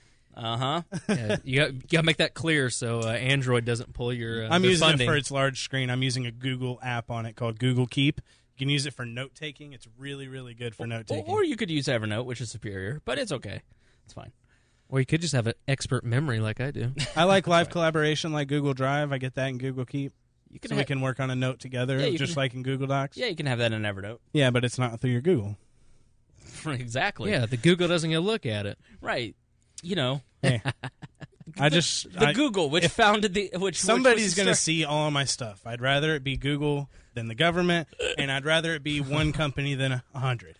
So I chose my devil, and I'll play with them. Yes. Let's start. You'll diddle that devil, won't you? Let's start into the news, and this is going to be a real short topic, which we will talk at more length at some other point. But I would feel remiss if I didn't share with you a quote from yesterday's hearings on Capitol Hill, as Twitter and can you pull up the stat on the censorship on the Podesta, the Pizzagate stuff that Twitter. I just saw. I haven't read the article, but I just saw the headline. Yeah, just the numbers alone on the censorship that Twitter admitted to censoring conservative hashtags right before the election. I want to get that stat out there, but in a New York Times article, 50% of the hashtag DNC leaks. 50% of the hashtag DNC leaks was throttled and disappeared from the search if you searched on Twitter for it. What were some other censorings that were 48% of anything related to Podesta. Right. Podesta emails. That was the other one. Right. Podesta so emails. Anything regarding Pizzagate was... Yeah, they were censoring Pizzagate 25% of Podesta emails. 25%. And 50% of DNC leaks. Which means that if you hashtagged with something regarding Pizzagate, and if you don't know what Pizzagate was, it was the conspiracy theory. It is what it is. Galt, our resident conspiracy theorist. Hey, it's a beautiful year for me. Right. And, conspiracy. And his assistant Tad. I just read, man. I just read. If you used those hashtags, 25% chance that you actually made it to Google search. They just hit it from the entire platform, which I found to be insane. But some of the other insanities, this is from October 31st, a headline in the New York Times, tech executives are contrite about election meddling but make few promises on Capitol Hill. And there are several quotes in this article by several people who are senators that I think you need to hear word for word. First comes from Senator Chris Coons, the Democrat of Delaware. He asks, why has it taken Facebook 11 months to come forward and help us understand the scope of this problem, see it clearly for the problem it is, and to begin to work in a responsible legislative way to address it? And then down we have a stunning quote from our good friend, which we tweeted out and posted on Facebook, Lindsey Graham. Oh, Chris. Does this disappoint you? Yes, he's the chairman of the Crime and Terrorism Subcommittee that held the hearing, said the risk went beyond Russia to other American adversaries. Talking to reporters afterwards, he alluded to potential regulation of political advertising online, which would genuinely be impossible. He said, it's Russia today. It could be Iran and North Korea tomorrow, Mr. Graham said. What we need to do is to sit down and find ways to bring some of the controls we have on over-the-air broadcast to social media to protect the consumer. So let me do that without the accent so you really hear the impact of these words. What we need to do is to sit down and find ways to bring some of the controls we have on over-the-air broadcast to social media to protect the consumer. Oh, great. Yeah, let's FCC the shit out of this. Right. So basically they are wanting to regulate private companies and what they can sell ads is what? Advertising or just hashtags? Like, what are they talking about? So if you didn't see the actual ads, they were hilarious, okay? We posted the article up on wearelibertarians.com. Use the hashtag WallNews. You can see it pretty quickly. But the ads were hilarious. Was it that Jesus versus Satan thing yes. you posted? That was legit? That wasn't like a... So Larry Daniels, American Patriot, is a friend. He's a friend of mine, and he posted this. But one of the, here's an October 26th Facebook ad placed by the Army of Jesus. Today, Americans are able to elect a president with godly moral principles. Hillary is a Satan, and her crimes and lies had proved just how evil she is. And even though Donald Trump isn't a saint by any means, he's at least an honest man, and he cares deeply for this country. My vote goes for him, and it's Satan versus Jesus in an arm wrestling match in the image. And it says, Satan, it's a meme, and it says, Satan, if I win, Clinton wins. Jesus says, not if I can help it. Press like to help Jesus win. So what is this supposedly... This is damaging the brains of Americans? It's religion baiting. Then there's an LGBT coloring of Bernie Sanders, and it says you can color your own Bernie hero.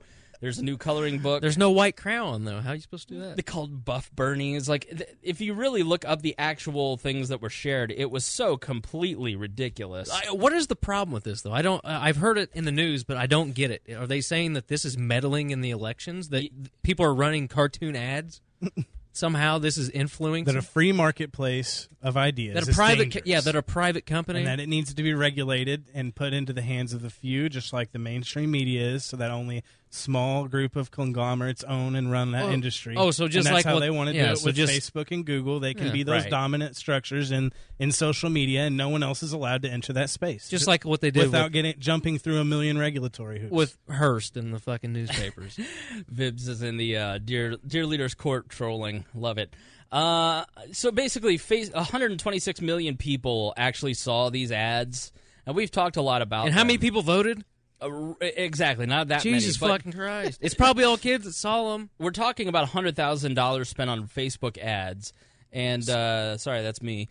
I was like, why does Galt have his phone turned on in the background? The chick spent 3 times that. She spent $2 billion on Facebook to impress people, but Stretch said in his testimony that Facebook estimates 11.4 million people saw ads purchased by Internet Research Agency between 2015 and 2017.